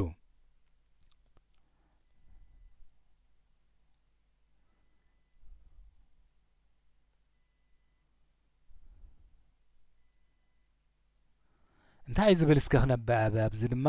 ኣንጻር እቲ ሙሉእ ሓይሊ መሓዙቱን ዝኣከበ ጸላኢ ኣብቲ ወተሃደራዊ ግጥሚያ ብኸምዚ ዓይነት ምሕደራ ምእታው ኣብ ሰራዊትና ፖለቲካዊ ወተሃደራዊ ስነ ኣእምራዊ ጽልዋ ኣሉታዊ ጽልዋ ነይርዎ እዩ ምክንያቱ መራሒ የብለይን እዩ ዝብል ዘሎ ምክንያቱ ካብ ደንከልሲ ስኢልና ኢና በቃ ንሃድም ጥራሕ ነርና ኢና ዝብሉ ምኩራት ወተሃደራዊት ኣብ ጽሕፈት ምስ ሙሉእ ክፍልታቱ ከም ጠላምን ናይ ሰራዊት መራሒ መጠን ቅሬታዳ ምኩራት ወተሃደራዊ ቤት ጽሕፈት ምስ ሙሉእ ክፍልታቱ ከም ጠቕላል ናይ ሰራዊት መራሒ መጠን ካብ ባህርያዊ ሓላፍነት ናይ ሰራዊት ብቐንዱ ድማ ክህሉን ክመርሕን ኣዝዩ ኣብ ዝድለየሉ ዝነበረ እዋን ነቕልብ ዓብደላ ኣብ ክመርሓሉ ዝድለየሉ ዝነበረ እዋን ጉዳዩ ዘይምርዳእ ዘይቅቡል ምኽንያት ዝተራእየ ተረኽቦ እዩ ነይሩ እቲ ዘሕዝን ውሳኔ ዓብደላ እድሪስ ናይ ወተሃደራዊ ጉዳይ ቀዳማይ ሓላፊ ከም ምዃኑ መጠን ካብ ሓላፍነቱ ምህዳሙ ኣብ ፈለማ ትዕዝብቱ ሻዕብያ ኣብ ልዕሊ ሰራዊት ዘመዝገበቶ ዓወታት ዝገምገሞ ይመስል ምክንያቱ እቲ ምልክታት ወተሃደራዊ ስዕረት ብርግጽ ዘይደለዮ እኳ እንተኾነ ንነፍሱን ነቶም ዝቐርብዎን ኣባላት ኣርካን ካብቲ ክስዕብ ዝኽእል ምህዳምን ድሕሪኡ ፖለቲካዊ ምዝመዛ ኣንጻር እቶም ተቃወምተይ እዮም ኢሉ ዝርእዮም ፖለቲከኛታትን ብኣኻትኩም ተሳዒርና ገለ ጠሊምኩም እንዲዮም ተባሂሎም በዓል እዚኦም 15 ኣርካን ድማ በዓል ኢሳያስኩም እንዲልዎም እዚ ድማ ከምኡ ይመስል ከምቲ ዓብደላ ብሃብሪ ናይ ስዑድያ ስለያ ሓላፊ ዝበሎ እዞም ናይ ክርስቲያን ኮሚኒስት መሓዙት ክጠፍኡ ኣለዎም ኢሉ ዝርእዮም ዝመስል እዩ ሕጂ እንታይ እዩ ዘሎ ሕጂ ምስ ስዑድ ዓረብያ ይሰርሕ ነይሩ ዓብደላ ኣብዚኣ ነህትለ ባህሪ ዝበሃል ሰላይ ናይ ስዑድ ዓረብያ መጽኡ ንተጋድሎ ሓርነት ሕጂ እምበኣር ነስተውዕል ንኣንቱም ንህዝባዊ ግንባርን ንውያንን ከምኡ ገርና ተረዲእና ዝነበርና ከምዚ መንካዕ ደቂ ሓንቲ ኣውራጃ እዮም እቶም ካልእ ኣውራጃ ድማ ቀቲሎም ዝመስል ከምኡ ፌክ ዝበሃል ፈጺሙ ሓሰት ዝኾነ ሓበሬታ ዝመጽ ከምኡ ድማ ውድቀት ናይ ተጋድሎ ሓርነት ኤርትራ ድማ ህዝባዊ ግንባርን ውያንን ኣይኮን ዋናታቱ ዓብደላን ስዑድ ዓረብያን ብድሕሪኡ ድማ ሳበን ዘለዎ ሳበ ድማ ዓብደላን ድማ መልሹ ክሽንድሖ እዩ ከመይ ኣተሓቂ ስለዚ እምበኣር መን ነርቲ ምስ ዓብደላ ዝሰርሕ ነበረ ናይ ስዑድ ሓላፊ ናይ ስለያ ሃብሪ ቀሬታ ዓብደላ ባህሪ ባባል ብሃብሪ ዓብደላ ብሃብሪ ዝበሃል ናይ ስለያ ሓላፊ ንሶም እዮም ንተጋድሎ ሓርነት ኤርትራ ከፍርስዋ መዲቦም ኦኬ እንታይ ዝብል እቲ ኩነታት ከምዚ ኢሉ ከሎ ልኡኽ መሐመድ ኣሕመድን ለዞ ኣሕመድን ቦምበር ዝነበረ እዩ ሓመድ ናስር ዓብደላን ድሕሪ ናይ 6 ወርሒ ካብ መስከረም 1880 ክሳብ መፋርቕ መጋቢት ክሳብ መፋርቕ መጋቢት 1881 ነዊሕ ብኩራት ሜዳ ተመልሶ ኢልዎ እንታይ ብል ብምቕጻል ሓሊፉ ዝነቦ ዘለኹ ኣንታ ክትርዳእ እትደሊ ክንደሻዕኻ ክትታለል ብዘይ መፍለጥካ ክንደሻዕ ኢና ክንታለል ናይ ባዕልካ ከምዚ ደኣ መሰለ ወርቃዊ ዝኾነ መጻሕፍቲ ረኺብና ከለና ንምሃር ነንብብ ከምኡ እውን ክልቲኦም ንነዊሕ እዋን መሐመድ ናስርን ዓብደላን ማለት እዩ ብዘይ ምኽንያት በኺሮም ዝነበሩ ኣቦ ወንበር ፍጻሜ ሽማግለ ሓላፊ ወታደራዊ ጉዳያትን በቲ ቅዋም መሰረት መዝነቶም ተረኺቦም ክቕጽሉ በቃ ሓንቲ ስለምንታይ ኣበይ ነርኩም ገሊል ክርኸሱም የለን ስለዚ ከምዛ ናይ ጉጅለ ሳሕልያ ከምኡ ዝብል ዘለኹ ከኣነ ምንም ተሓደ ካብ ተሓደ ዝሕሸሉ የብሉን ስእልካ ብምንጽጻር ግን ነቲ ሕጂ ንኢሳያስ ጸላእ ተገበርካ ንዓብደላ ድሓን ክትብል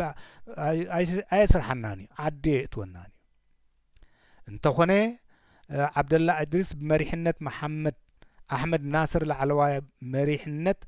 ሽማግለ ንቁም ዝብል ርእይቶ ኣቕረበ እንታይ ዝብል ዘሎ እንተኾነ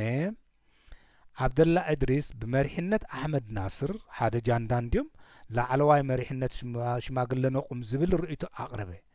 ኣባላት እታ ሽማግለ ከዓ ንሱ ዘለዋ ንጉዳይ ሰራዊት ዝተወሰነ ዕማማት ዝከታተል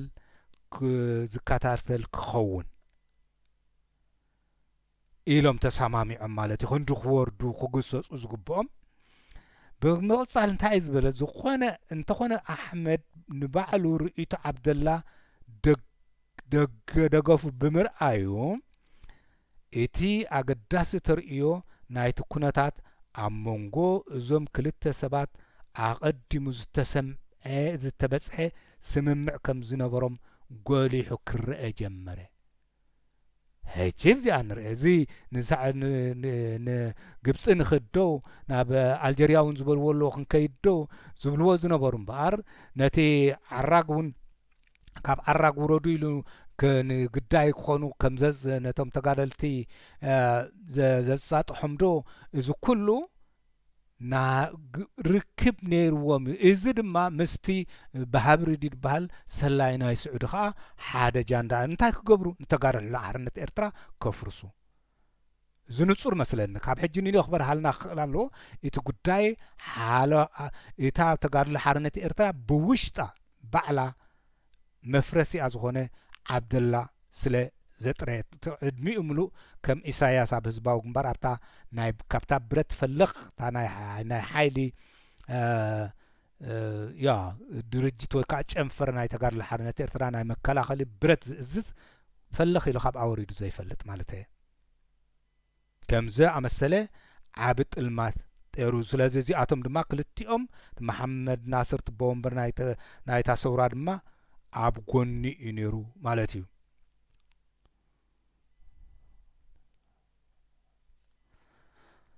ኦኬ ስለዚ ኣብዚ ኣረጋጊጹ ዝብሎ ዘሎ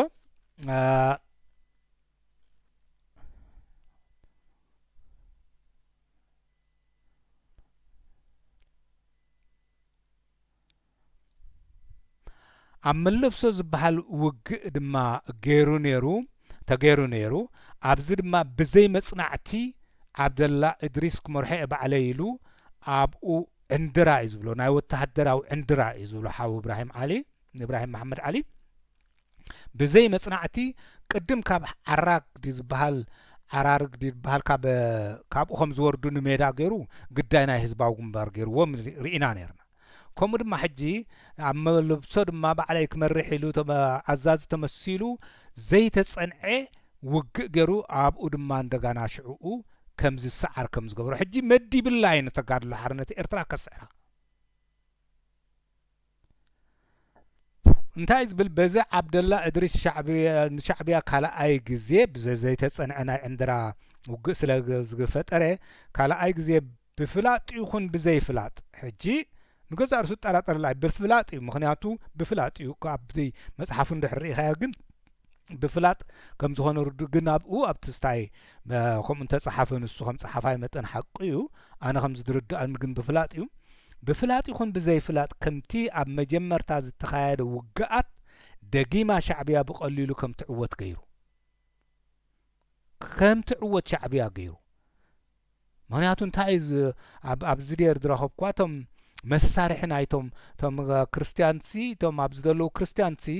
መሳርሒ ናይቶም ህዝባዊ ግንባር ክርስቲያን እዮም ኮሙኒስት እዮም እንዳበለ ናብ ስዑድ ስለ ዘላለዮም ወይ ከዓ ባዕሉ እውን ከምኡ ስለ ዝሓሰበ ነቲ ንሓይልታትና ኣብ ሳሕል ካብቲ ባህርያዊ ዕርዲ ጎቦታት ናብ ጎቦታት ዓራርግ ኣውፂኡ ካብቲ ናይ ዓራርግ ቦታ ኣውፂኡ ኣብ ትሕቲ ሙሉእ ቁፅፅር ሻዕብያ ዘሎ ዞባታት ከም ዝዝርጋሕ ዝገበረ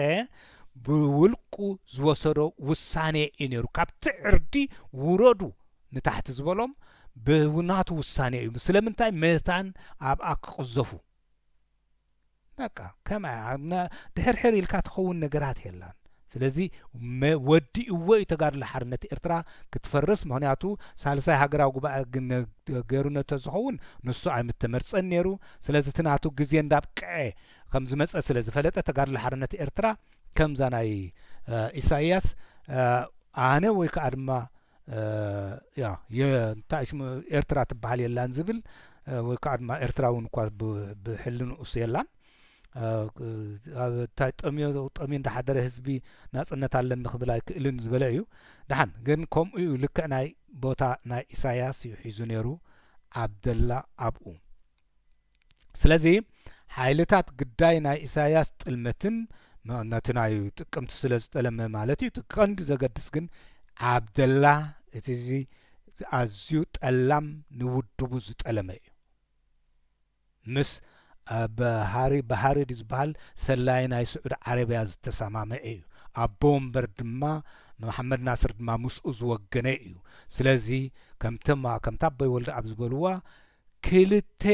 ንክልተ ባንዴራ ዝሕሲ ብሃገራናውነቱ ወይ ከዓ ድማ ንክልተ ሃይማኖት ዘገልግልሲ ብሃይማኖቱ እንታይ ሽሙ ዝእመን ኣይኮነን ዝበልዎ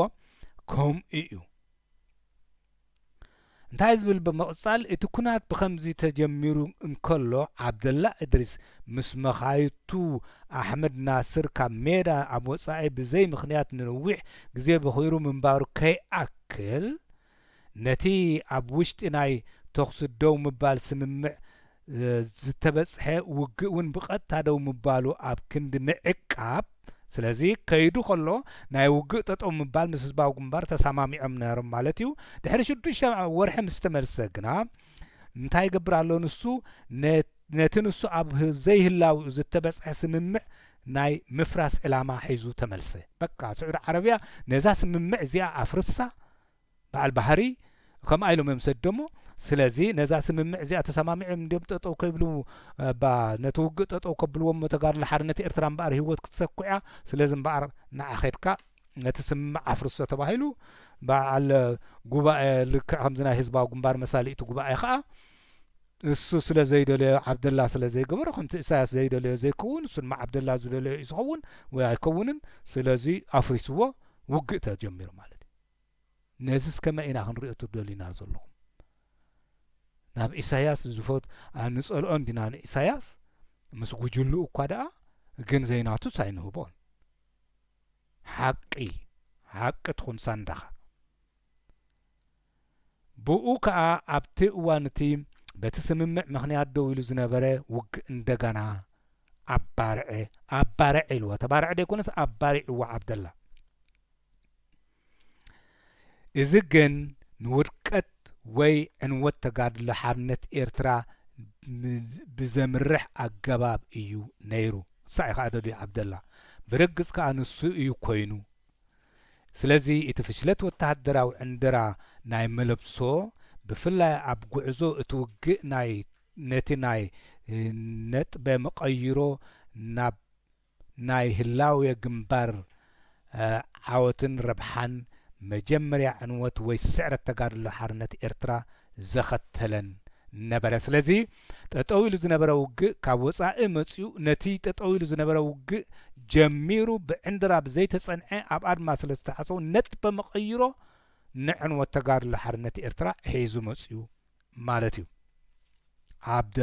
ዓብደላ ዕንይዋ ምስ መሻርክቲ ኮይኑ ተጋድሎ ሓርነት ኤርትራ እያ ዝብል ዘለኹ ኣብቲ ግዜት ግን ብመንፅር ወተሃደራዊ መሪሕነት ተጋድሎ ሓርነት ኤርትራ ዓብደላ እድሪስ ዝውከል እንተወሲድና ንሓይልታቱ ኣብ ዘይተጸንዐ ውግኣት ብምእታው እቲ ውፅኢት ቁልጡፍ ስዕረት ወይ ዕንወት ናይ ሓይልታትና ኣብቲ ዝካየድ ውግእ ናይ ነፍሱ ተበግሶ ብምጥፋእ ዕለታዊ ንድሕሪት ማለት ምህዳም ዕለታዊ በቃ ኳሕ ብዘበሉልካ ከባር ካስከማ ያ ነራ ኳሕ ብዘበሉልካ ምህዳም ያ ነራ ንድሕሪት ምምላስ ውግእ ድሕሪ ውግእ ናይ ቦታታት ክሳራታትን ኣብ መወዳእታ ድማ ንኩሉ ቦታታት ከሲራ ብመን ብዓብደላ ሕጂ ብዙሕ ንመሃር ኣንቱም ኣብ መድያ መጺኹም እትምህሩ ድማ መጻሕፍቲ ነቲ ሰብ ክመሃር ሓፍ ክብል እንድሕር ደኣ ኮይኑ ንገርዎ ጥራሕ ስኻትኩም ክኢላታትን ብቕዓትን ከም ዘለኩም ብብዙሓት ኩሉ ብቑዕ ክኸውን ግበርዎ ኣብ ኣደላህናታ ተስፋ ተዓባይ መሳርያ ዘላ ንቑሕ ሕብረተሰብ ብምጥራይ በዚ ህዝባዊ ግንባር ያ ምስ ወያነ ኮይና ሓጊሒጋ ውፅኣታ እንተበሉና ሓቂ ኸይመስለና መንካዕ ደቂ ሓደ ውራጃ ስለ ዝነበሩ ተማ ውራጃቶም ሓቂ ኸይመስለና ወዘተረፈ ንኸምዚ ዝኣመሰሉ ንሕና ኢና እኳ ከምዚ ትገበርና ከምዚ ተበሉና በዓል ገለገሊኦም ኣብዚ መደረጋሕ ዝመስል ቃላቶም ገይሮም ሓቂ ኸይመስለና ካብዚ ንኽንገላገል ያ ምዕደኹም ኣብ ንቕሓት ናህና ዝሰፍሓሉ ዝበዝሓሉ ክትሰርሑ ኣለኩም ካብኡ ተረፈ ግን ካልኦት ዓብደላ ካልኦት ሳበ ካልኦት ሻዕብ በዚ ኢሳያስ ድማ ክፍጠሩ እዮም ሕጂ ኦኬ እምበኣር እንታይ ዝብል ዘሎ ሕጂ ከሲራ እንዲልዎ ከምዚ ኢሉ እቲ ውግእ ንዓወት ህዝባዊ ግንባር ክዛዝም ከሎ ተጋድሎ ሓርነት ኤርትራ ግን ዕንወት ብምንባሩ ነተጋድሎ ሓርነት ኤርትራ ግን ዕንወት ብምንባሩ ግዳይ ምሕዝነት ናይ ውያንን ሻዕብያን ኮነት ቀጺሉ ድማ ኣብ ትሕቲ ቀጥታዊ መሪሕነት ዓብደላ እድሪስ ኣብ ተጋድሎ ሓርነት ወተሃደራዊ ምፍንጫል ኣኸተለ ሕጂ ኣብ ከሲራ ኣብ ቂዓ እንዲልዋ ሕጂ ሽዑ ዓብደላ ተፈንጭሉ እሳ ይደልዩ ነይሩ ኦኬ ብምቕጻል እንታይ ዝብል ሕጂ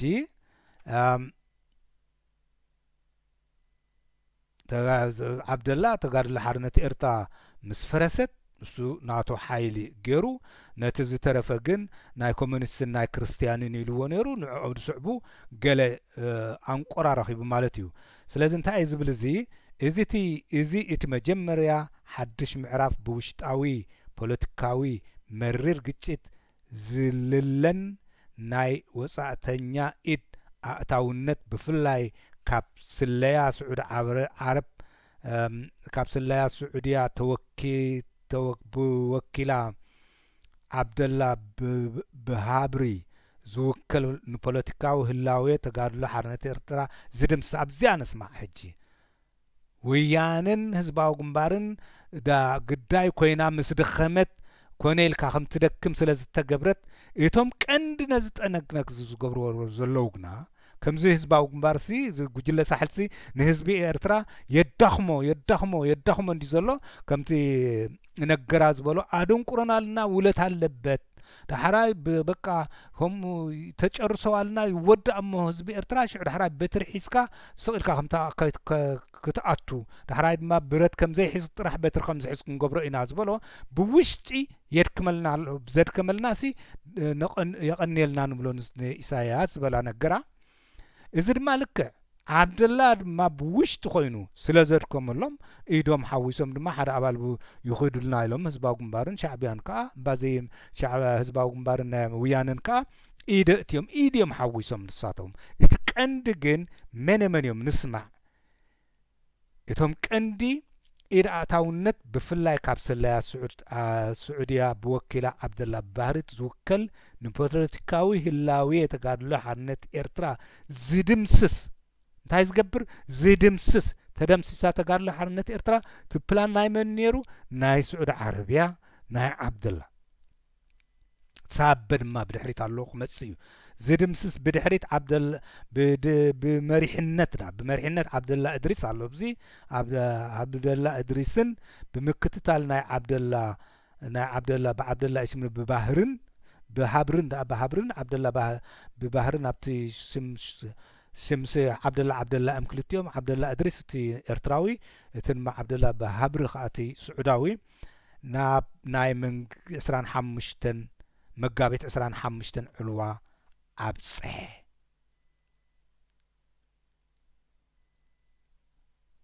ወተሃደራዊ ስዕሪት ተጋድሎ ሓርነት ኤርትራ ካብ ሜዳ ኤርትራ ምውፃእን ኣብ 1981 ኣብ ትሕቲ መምርሕነት ዓብደላ እድሪስ ድሕሪ ኣብ መጋቢት 1981 ካብ ወፃኢ ምስ ተመልሰ ዝተፈጸመ እዩ ስለዚ ንሱ ንውልቅኡ ሓላፍነት ዝስከም ነናይ ነቲ ውድቀት ናይ ተጋድሎ ሓርነት ኤርትራ ወያነን ህዝባዊ ግንባርን ኣይኮነን ዝብል ዘሎ ሓዊ ኢብራሂም መሐመድ ዓሊ ብመጽናዕቱ እንድሕር ነቢብኩማ ድማ ልክዕ ከምኣ እንታይ ደኣ ዓብደላ እድሪስ ምስ ስዑድ ተሻሪኹ ዝወጦኑ እዩ ምስ በዓል ኢሳያስ እውን ንርውኹን ንፈልጦ ነገር የብልና ግን ኣይመስለኒ እንዳእምበር ምክንያቱ እንታይ ኢሉ ኸሲስዎ ደሎ ነቲ ውድብ እዚ ናይ ኮሙኒስትን ናብ ስዑድ እውን ከቕርቦ ከሎ ናይ ክርስቲያን ውድባ እዩ እቶም ክርስቲያን ድማ ምስ ህዝባዊ ግንባር ከይዶም እዮም ኢሉ ስለዚ ንሱ ዓብደላ ባዕሉ ንውልቅኡ ሓላፍነት ዝስከም ምክንያቱ ቀዳማይ ሃገራዊ ቀዳማይ ወተሃደራዊ ሓላፊ ብምዃኑ ብተወሳኺ ድማ ኣብቲ አንጻር ሻዕብያ ወተሃደራዊ ግጥም ኣብ ዝካየደሉ ዝነበረ እዋን ካብ መሳርሕቱ ንሸውዓተ ኣዋርሕ ካብ ሰራዊቱ ተቕሌታ ካብ ሰራዊቱ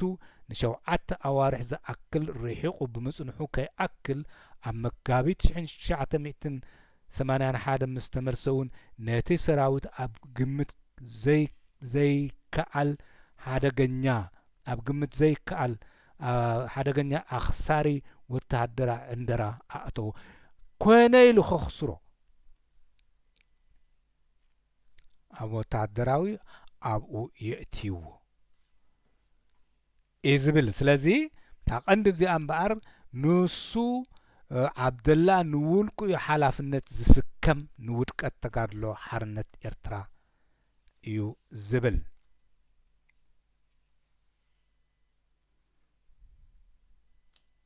እንታይ ዝብ ኣብዚ ድማ ኣብቲ ዝተገብረ ውግእ ከዓ ንሓደ መሐመድ ገለ ዝበሃል ምሽቲ ሓላፍነት ሂብዎ ነይሩ እንታይ ሂብ ዘሎ መታን ከስዕራ ኢሉሲ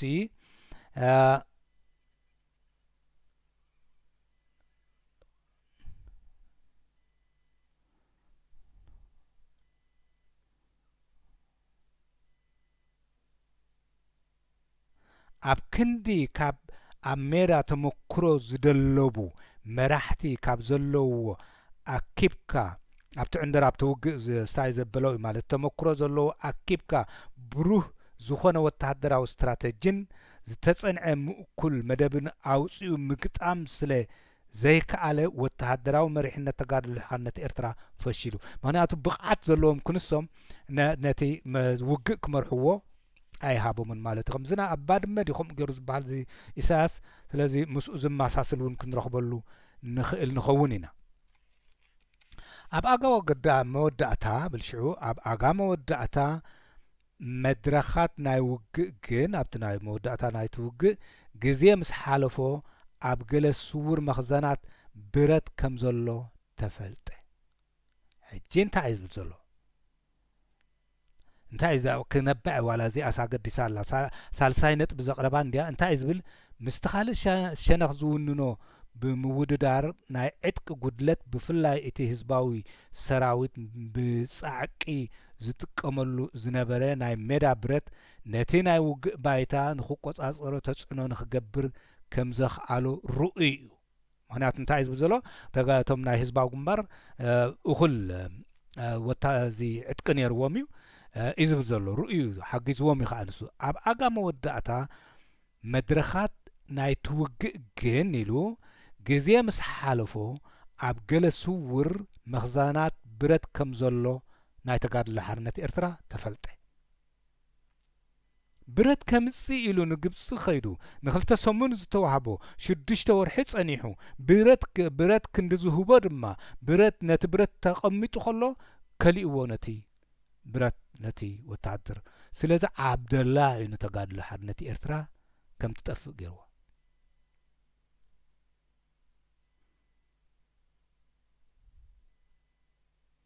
እዚ እምበኣር ኣብቲ ምስተወድአ ኣዞም ኣብ ገለ ተሓቢኡ ብከም ዝነበረ ብረት ተፈሊጡ እዩ ዝበሎ ስለዚ እቲ ዘሕዝን ጉድለት ናይ ዕጥቂ ስለዚ እቲ ዘሕዝን ጉድለት ናይ ዕጥቂ ተጋድሎ ሓርነት ኤርትራ እትውንኖ ብረት ስለዘይነበራ ዘይኮነስ ወተሃደራዊ ቤት ጽሕፈት ዓብደላ ማለት እዩ ካሱ ኣብ ወተሃደራዊ ቤት ጽሕፈት ነቲ ሰራዊት ስለዘየቕረበሉ እዩ ክህቦ ይደለየን ክትስዓር ይደልይዋ ጻዕዳን እዚ ሓደ ካልኣይ ድማ እቲ ውግእ ጠጠው ኢሉ ነይሩ ክንሱ ኣብ ወፃእ ከሎ ኣፍሪሱ ንዕኡ ኣብቲ ናይ መለብሶዲ ገለ ዝበለ ውግእ ዘይተጸንዐ ዕንደራ ኣብኡ እሳድ ውግእ ከም ዝገበር ገይሩ ኣብኡ ድማ ነጥበ መቐይሮ ናይ ስዕረት ናይ ተጋድሎ ሓርነት ኤርትራ ምንባራ ሓደ ድማ ምኩራት ከለዉ ነቶም ምኩራት ክንዲ ዘሰልፍሲ ንዘይ ምኩራት ኣብቲ መሪሕ ናይ ውግእ ከም ዝወሰደ ወዘተረፈ ዋንኡ ብውሽጣ ዝነበሩ ኣባላታ ተጋድሎ ሓርነት ኤርትራ ብኦምያ እምበር ብውያንን ህዝባዊ ግንባርን ኣይኮነትን ፈጺሞም ህዝባዊ ግንባርን ውያንን ክስዕርዋ ኣይምኽኣሉን ነይሮም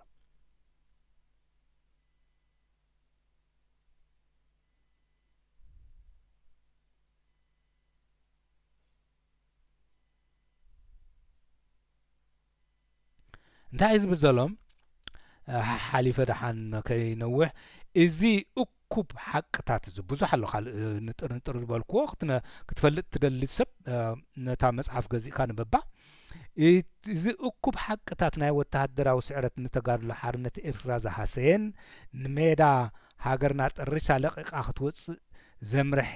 ዓብደላ እድሪስ ንውልቁ ሓላፍነት ዝስከም ምዃኑ እንደገና ይረጋገጽ ወይ ከዓ ዘረጋግጽ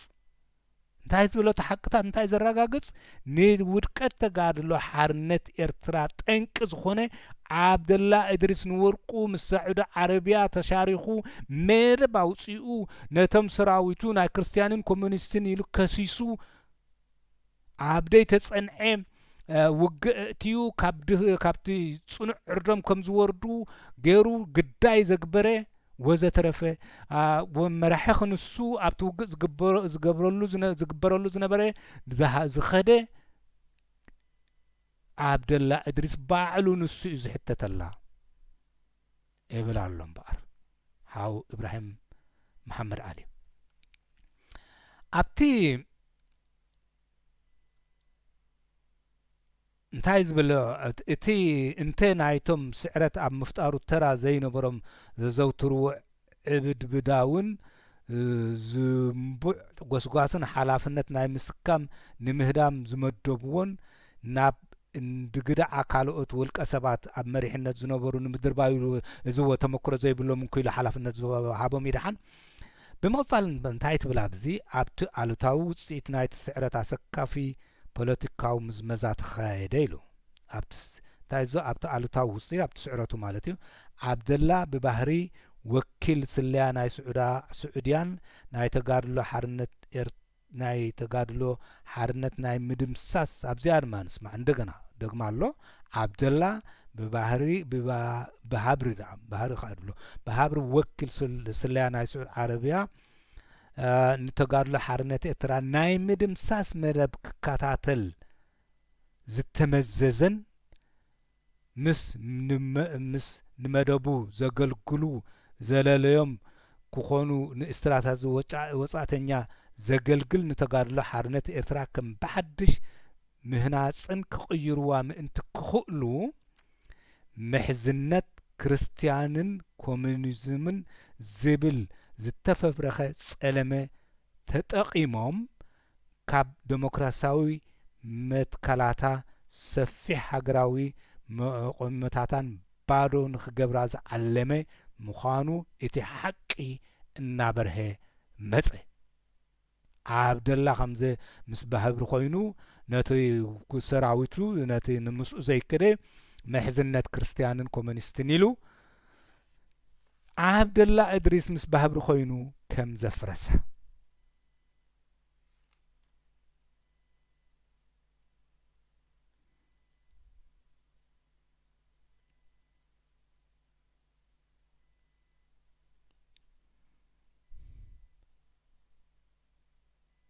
ኣብዚ እንታይ ዝብል ዘሎ በቃቲ ናይ ስዑድያ ስለያሲ ዓብደላ ባህሪ ኣቢላ ቁሉዕ ናይ ኢድ ምእታው ተረጋጊጹ እዩ ብሎ ዘሎ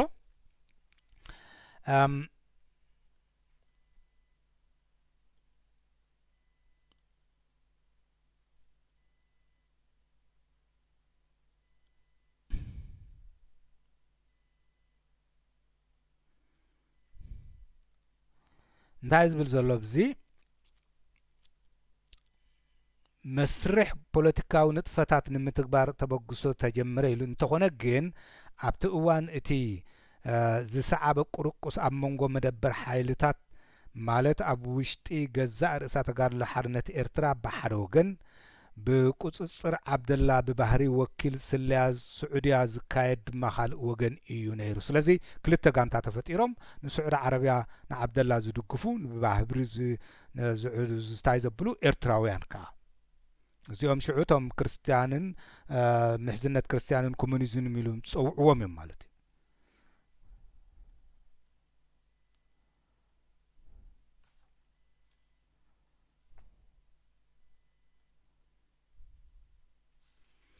ኦኬ ኣብኡ ኢድ ከም ዝነበራ ስዑዲ በቃ ኣረጋጊጹ ስለዚ እዚ ተጋድሎ ሓርነት ህዝባዊ ግንባርን ውያነን እዮም ኣጥፊኦም ማዶ ገለመለ ዝበሃል እዚ ዝተፈብረኸ በጃኻት ናይ ብሓቂ ክንፈልጥ ኣለና ማለት እየ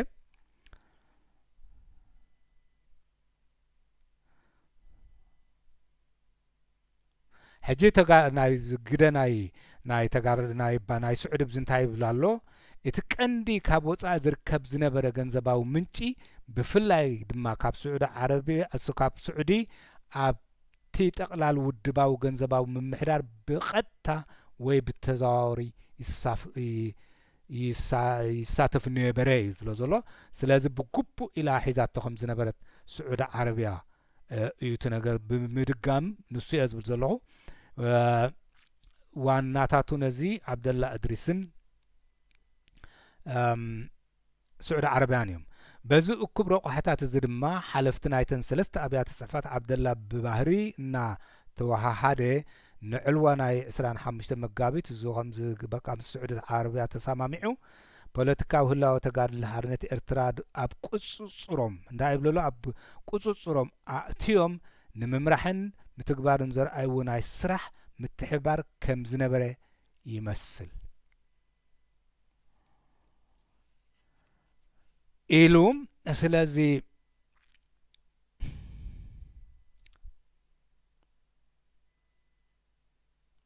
ሕጂ ብዚ ድማ ባወ ብምቕጻል እንታይ ተረኺቡ ነይሩ ተጋድሎ ሓርነት ኤርትራ መሊሻ እኳ ስርርዕ ትገብር እንዲሁ ተፈሪሁ ነይሩ ሕጂ ሓደ እዋን ሰብ ዓብደላ እንታይ ገይሩ ኢልዎ እቲ ኩነታት ኣብ ዋጣርን ኩነታትን ከም ዝኸሎ እንታይ ኢሉ ኩነታት ከምዚ ኢሉ ከሎ ኢሉ ኣብ ውሽጢ ሓደ ሰሙን ዓብደላ እድሪስ ካብ ጀነራል ዓብደልሓምድ ኸሊል ኣብቲ እዋን እቲ ሚኒስተር ናይ ምክልኻል ሱዳን ዝነበረ ናይ ቃል መልእኽቲ ሒዙ ካብ ካርቱም ሃንደበት ተቐልቀለ ከይዱ ምስ ሱዳን ተመኻኺሩ መፅኡ እቲ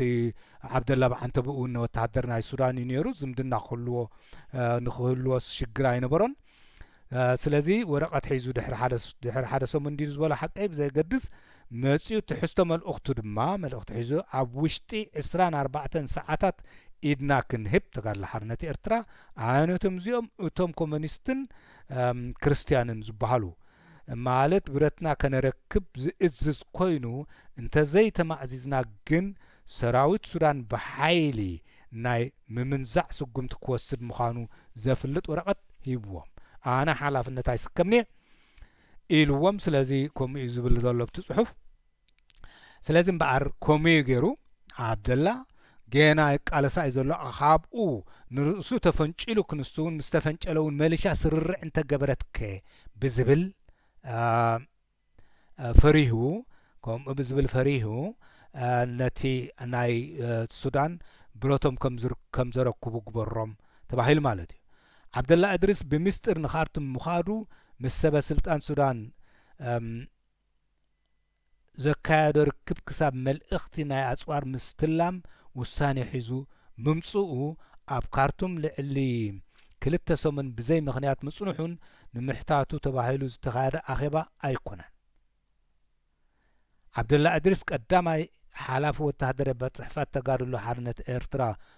ምዃኑ ሱዳናውያን ሙሉእ ኣፍልጦ ነይርዎም እዩ ስለዚ ሓላፍነት ኣይስከም እንተኢልዎም ናይ ግድን ይኸምኡ ክገብሩ ማለት እዩ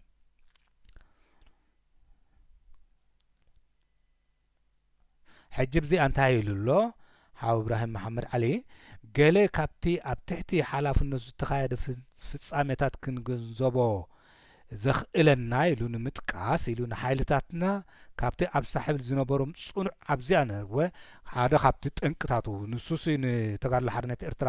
ከምዚ ክሓዳውን ከመስል ወይ ከዓ ንውድቀታ እንታይ ከምዚ ክሓዳ ክትርመስ ወይ ከዓ ድማ ሓቂኻ ክትወፅእ ከምዘይ ነበረት ክትከውን ብሓፂሩ ስለዚ ገለ ፍጻሜታት ክጠቅስ እዩ ዝብል ዘሎ ንሓይልታትና ካብቲ ኣብ ሳሕል ዝነበሮም ጽኑዕን ዘተኣማምን ዕርዲ ናይ ጎቦታት ዓራክ ከም ዝወፁ ኣዚዙ ዓብደላ እዩ ዝእዝዞም ዘሎ ካብቲ ጽኑዕ ዕርዲ ውፁ ኢልዎም ናብ ትሕቲ ሙሉእ ምቁፅጻር ህዝባዊ ግንባር ዝርከብ ቦታ ዘርግሖ ብቐሊሉ ክጥቅዕሉ ዝኽእሉ ዘርግሖ እዩ ዝብል ዘሎ ቀጺሉ እውን ኣብቲ ቀዳማይ ሰሙን ሓይልታትና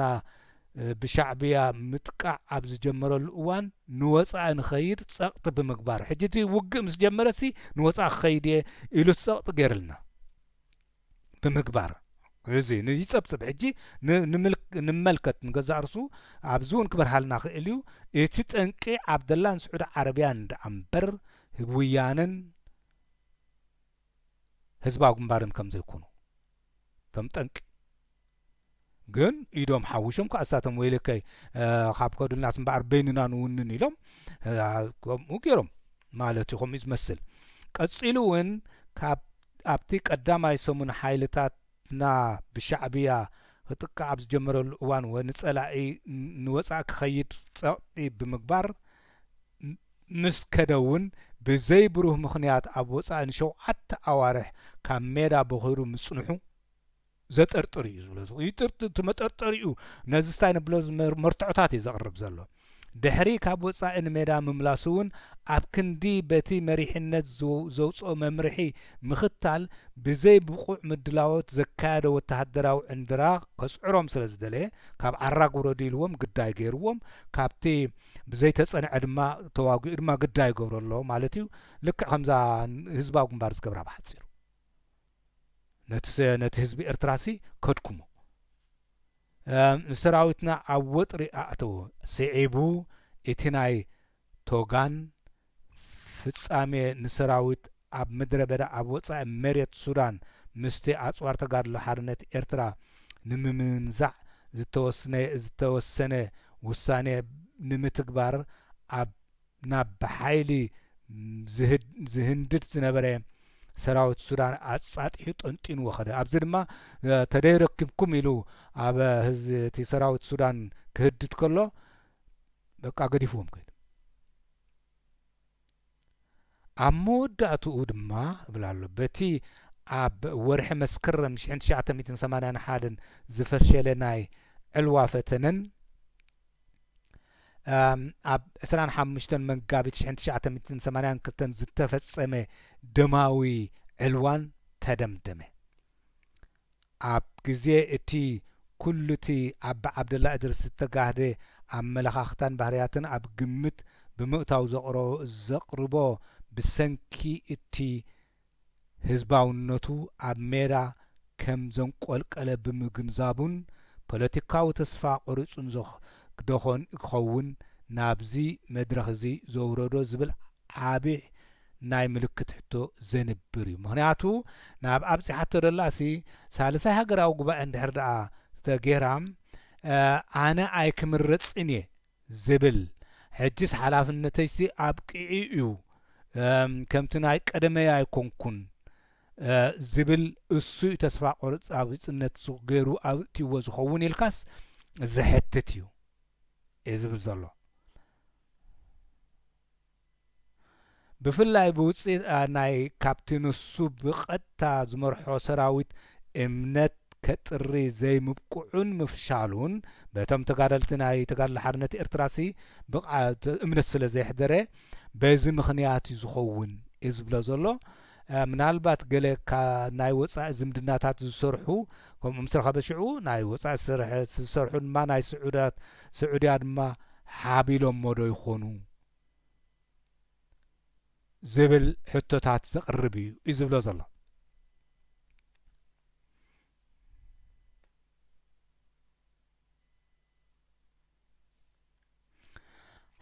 ሓሊፈ እየ ምክንያቱሲ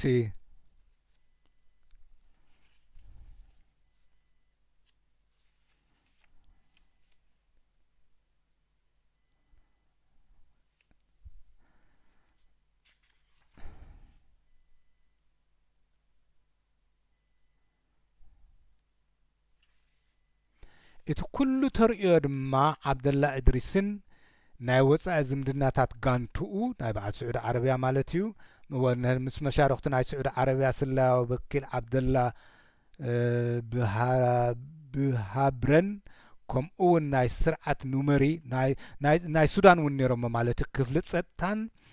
ኣብ ሱዳን ናይ ወፃኢ ከበባ ንተጋድሎ ሓርነት ኤርትራ ዝድምስስ መን እዩ ወያነን ህዝባዊ ግንባር ኣይኮነትን እዚኦም እዮም ኣዘዞም ዝብሎም ዘሎ ስዑድ ዓረብያ ናይ ፀጥታ ናይ ሱዳን ዓብደላ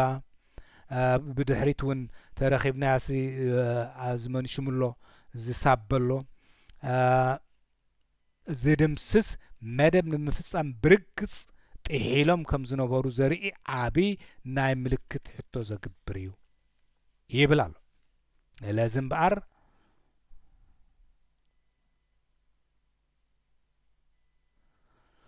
እዚ ተፈንጭሉ ከም ዝኸደ እዩ ዝነግር ዘሎ።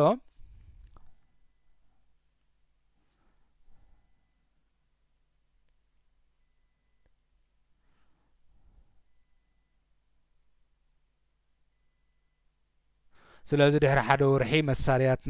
መሳርያታትና ከም ከተረክቡ ስለ ዝበሉና ኣብ ሱዳን ኣረኪብና እዩ ዝብል ዘሎ ኣብዚ። ስለዚ እንታይ ዝብል ዘሎ ድማ ናይ ስዑድያ ሓገዝ ኣብ ልዕሊ ተጋድሎ ሓርነት ኤርትራ ብፖለቲካዊ ቅንፀላ ንክፍፅም ማዕለያ ዘይብሉ ገንዘብ ኣፍሰሰ። መን ስዑድ ዓረብያ ንምንታይ ንተጋድሎ ሓርነት ኤርትራ ብፖለቲካ ኣብ ሜዳ ኤርትራ ንምቕንፃል ንምድምሳስ ኣብዚኣ ድማ ኢዶም ኣበርኪቶም በዓል ሻዕብያ ንከምዚ መሰለ ተረኺቦም ዳ እንታይ ከናሕስዩ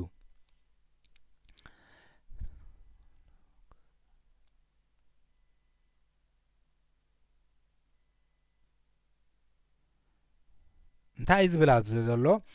እዚ ዓብደላ ዝኸሰሰሎ እንዲ ዝብሎ ዘሎ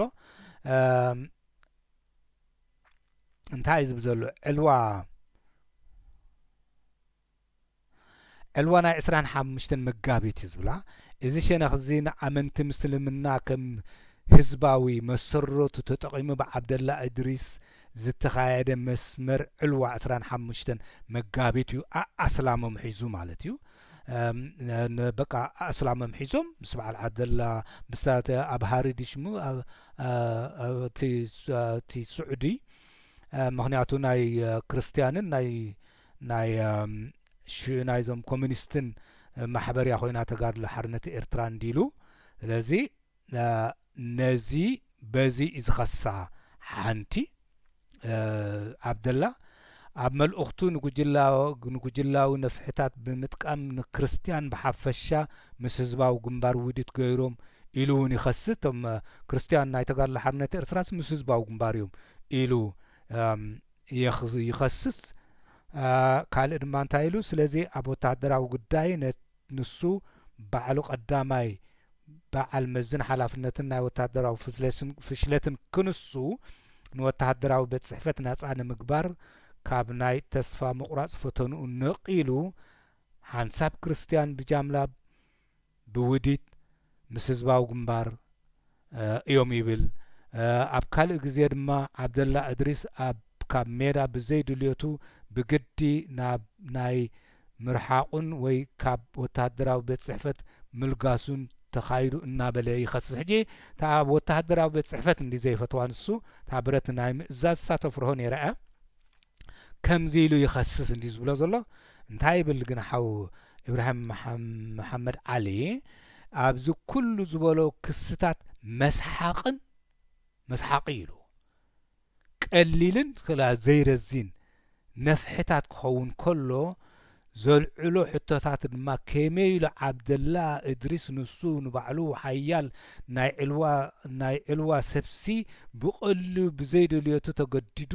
ካብ ሜዳ ናብ ምርሓቅ ውሳነ ክቕበል ርትዓዊ ይኸውን ስለዚ ዝብሎ ዘሎ ቀሊልን ፎኩስን ዘይ እንታይ ሽሙኡን እዩ ዝብሎ ዘሎ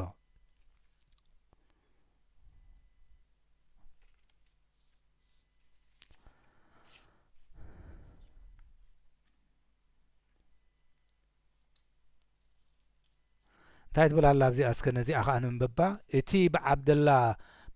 ብሃብርን ናይቶም ብድሕሪኡ ዝነበሩ ሓደገኛ ውጥን እንተዘይነብር ህላዌ ተጋድሎ ሓርነት ኤርትራ ብሓይሊ ኣብ ሜዳ ብፖለቲካዊ ህላውን ብውሕዱ ህዝባዊ ፖለቲካዊ ሓይሊ ወኒና ከም ብሓድሽ ተላዒላ ምምላሳ ዝከኣል ምኾነ ነይሩ በቃ እምበኣር ስለዚ ወያንን ህዝባዊ ግንባርና ኣይኮኑን ኣስተባቢሎማ ክደግማ እቲ ቀንዲ ተደጋጊሙ እዩ ብካልእ ቃላት እዩ ዝብሎ ዘሎ እምበር ኢልዎ እንዲቅድም እንታይ ዝብል ዘሎ እቲ ብዓብደላ ብሃብርን ናይቶም ብድሕሪኡ ዝነበሩ ከም በዓል ጸጥታ ናይ ሱዳንን ወዘተረፈ ሓደገኛ ወጥን እንተዘይነብር ህላዌ ተጋድሎ ሓርነት ኤርትራ ብሓይሊ ኣብ ሜዳ ብፖለቲካዊ ህላውን ብውሕዱ ህዝባዊ ፖለቲካዊ ሓይሊ ወኒና ከም ብሓድሽ ተላዒላ ምምላሳ ዝከኣል ምኾነ ነይሩ ኣብዚ ኩነት እዚ ዕልዋ መጋቢት 25 ንፖለቲካ ብንጽል ዝቆራረጸን ኣብ ነቲ መጋረጃውን ጨሪሱ ዘውደቕን መጋዝ እዩ ነይሩ ለዚ እምበኣር እሱ እዩ ነይሩ እቲ ሓቅታት ክንፈልጦ ዘለና ኣበ ኣነራ ሓንቲ ክነባ ደስ ምበለህኒ ነይራ እዚ እንታይ እዩ ገይሩ ነይሩ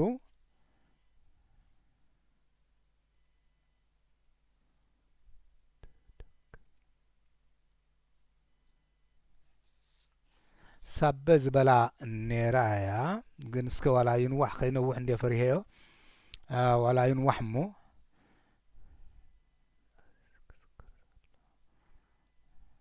ዝበለጸ ግን ነዛ መጽሓፍ እዚኣ ባዕልኻትኩም እንተ ትነብዋ እዩ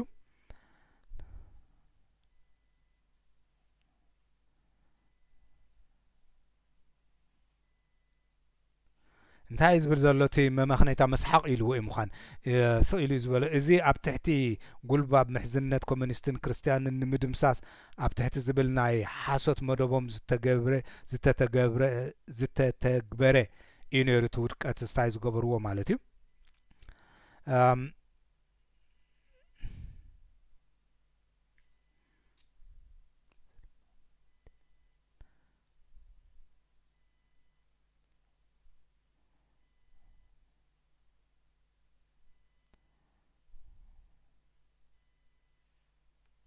እንታይ ዝብል ዘሎ እዚ ዝተገብረ ከዓ እንታይ ነይሩ ተጋድሎ ሓርነት ኤርትራ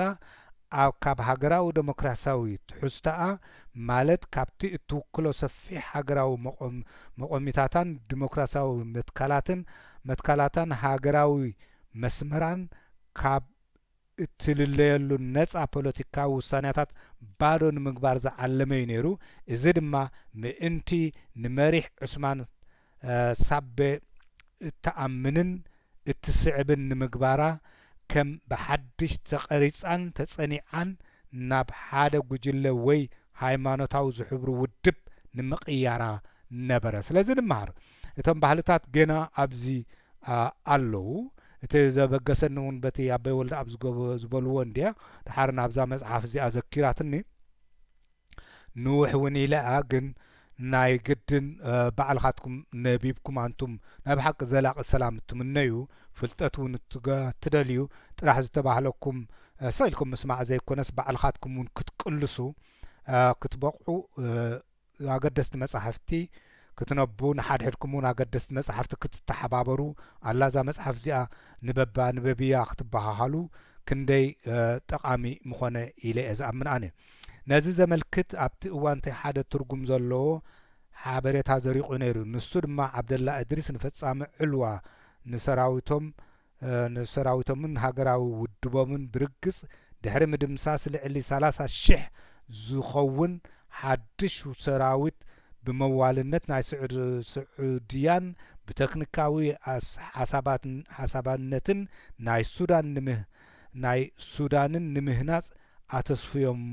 ኣተስፍዮም መንባር እዩ። ስለዚ እንታይ ዝብል ዘሎ ሕጂ ንጋና ንሱ እውን ዘረግጾ ዘሎ ዓብያን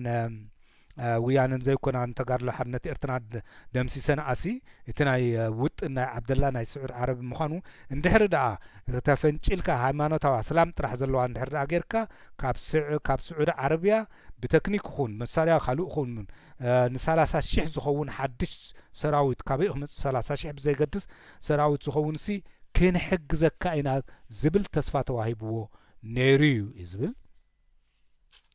ስለዚ እንታይ እዩ ዝብል ብምቕጻል ኢሳያስ ሓደ እዋን ሲ ዓብደላ እንታይ ኢሉ ኣድኒቕዎ ነይሩ ንኢሳያስ እዩ ዝብሎ። ኢሳያስ ኣፈወርቂ ብናቱ ባህጊ ፍሉይ ሰራዊት ክሃንጽ ክኢሉ ብርግጽ ተዓዊቱ እዩ ዝብሎ። ምናልባሽ ኮሙኒስትን ክርስቲያንን እንዲልዋ ክርስቲያን ስኽውድብ ክኢሉ ማለቱ ደኾን ይኸውን ኢለ ይግምት ኣነ። ከምኡ ኢሉ ግን ነይሩ ዓብደላ ኢልዎ።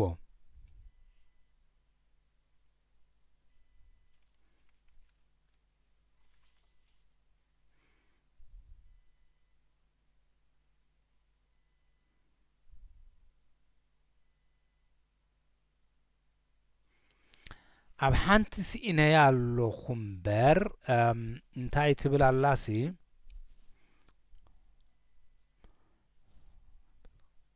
እንታይ ዝብል ዘሎ ደሓን ኣብዚ እውን መብናያ እዚኣ ዓብደላ እድሪስ ህዝባዊ ባይቶኡ ኣብ ውሽጢ ሰራዊት ምንቁልቋሉ ዝተሰምዖ ድዩ ተስፋ ቆሪጹ ዝብል ዘሎ እታ ሓላፍነት ድሕሪ ሕጂ ሳይክረኽባኒ ትብልታ ናይ ኢሳያስ ከምዛ ናይ ኢሳያስ ዘላ ቦታ እያ ነይራቶ ተጋድሎ ሓርነት ኤርትራ። ካብቲ ናይ ኢሳያስ ኣፈወርቂ ብዝኸፍአ ኣገባብ ናቱ ፍሉይ ሰራዊት ብናቱ ባህጊ ንኽምስርት ተስፋ ምግባር ኣብ ዓብደላ ብሃብሪ ስልያዊ ሰኪዐት ናይ ሓሶት መብፅዓን መፈንጠራ ዝኣተወ እዩ ዝመስል እዩ ዝብሎ ዘሎ። ሕጂ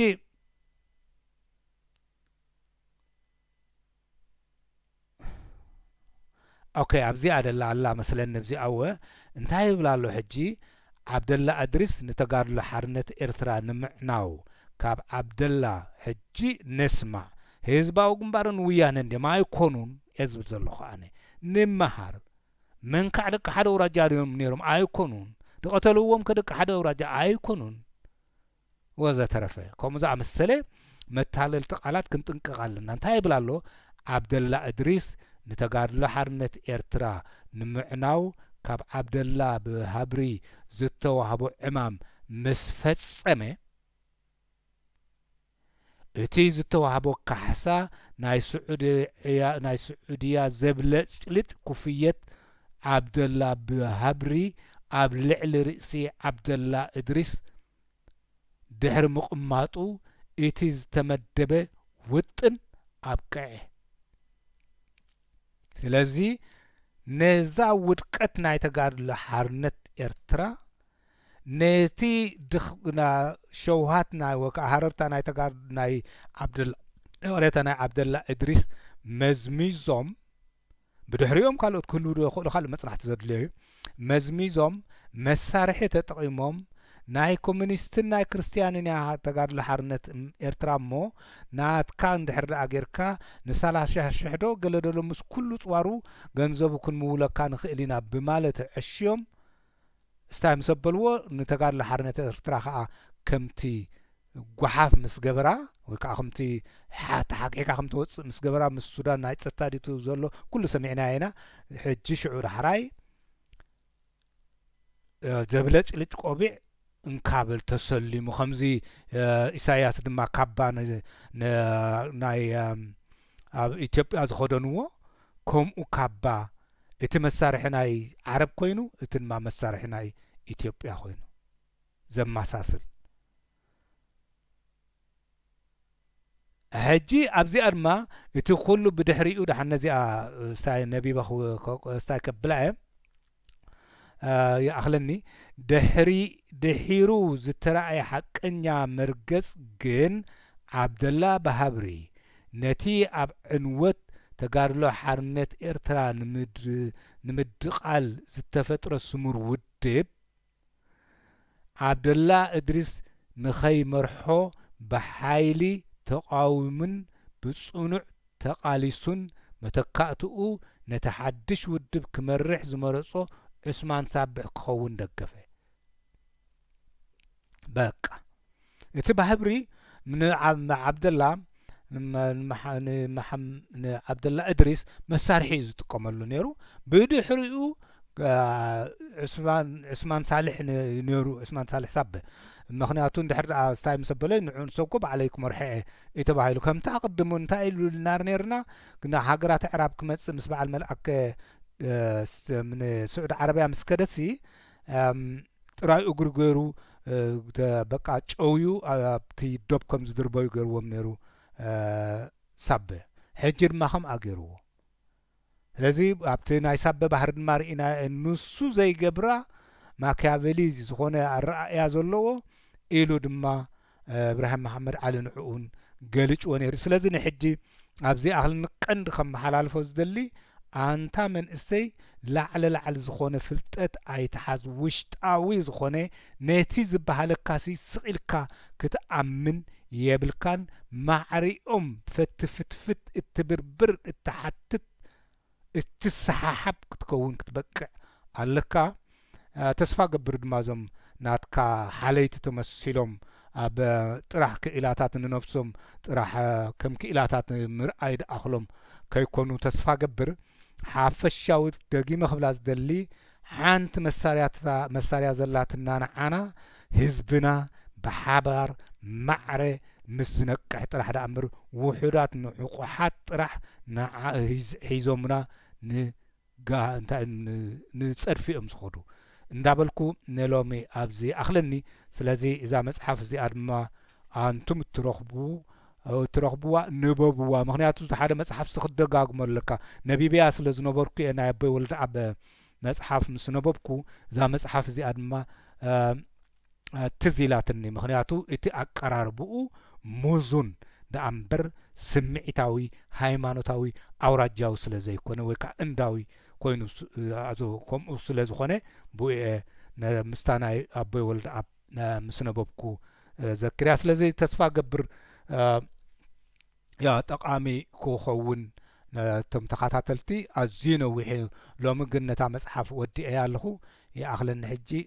ወዲአ ክብል ከለኹ ስተንደ ዘድልያ ቁንጥር ኣቢለ ንሕጂ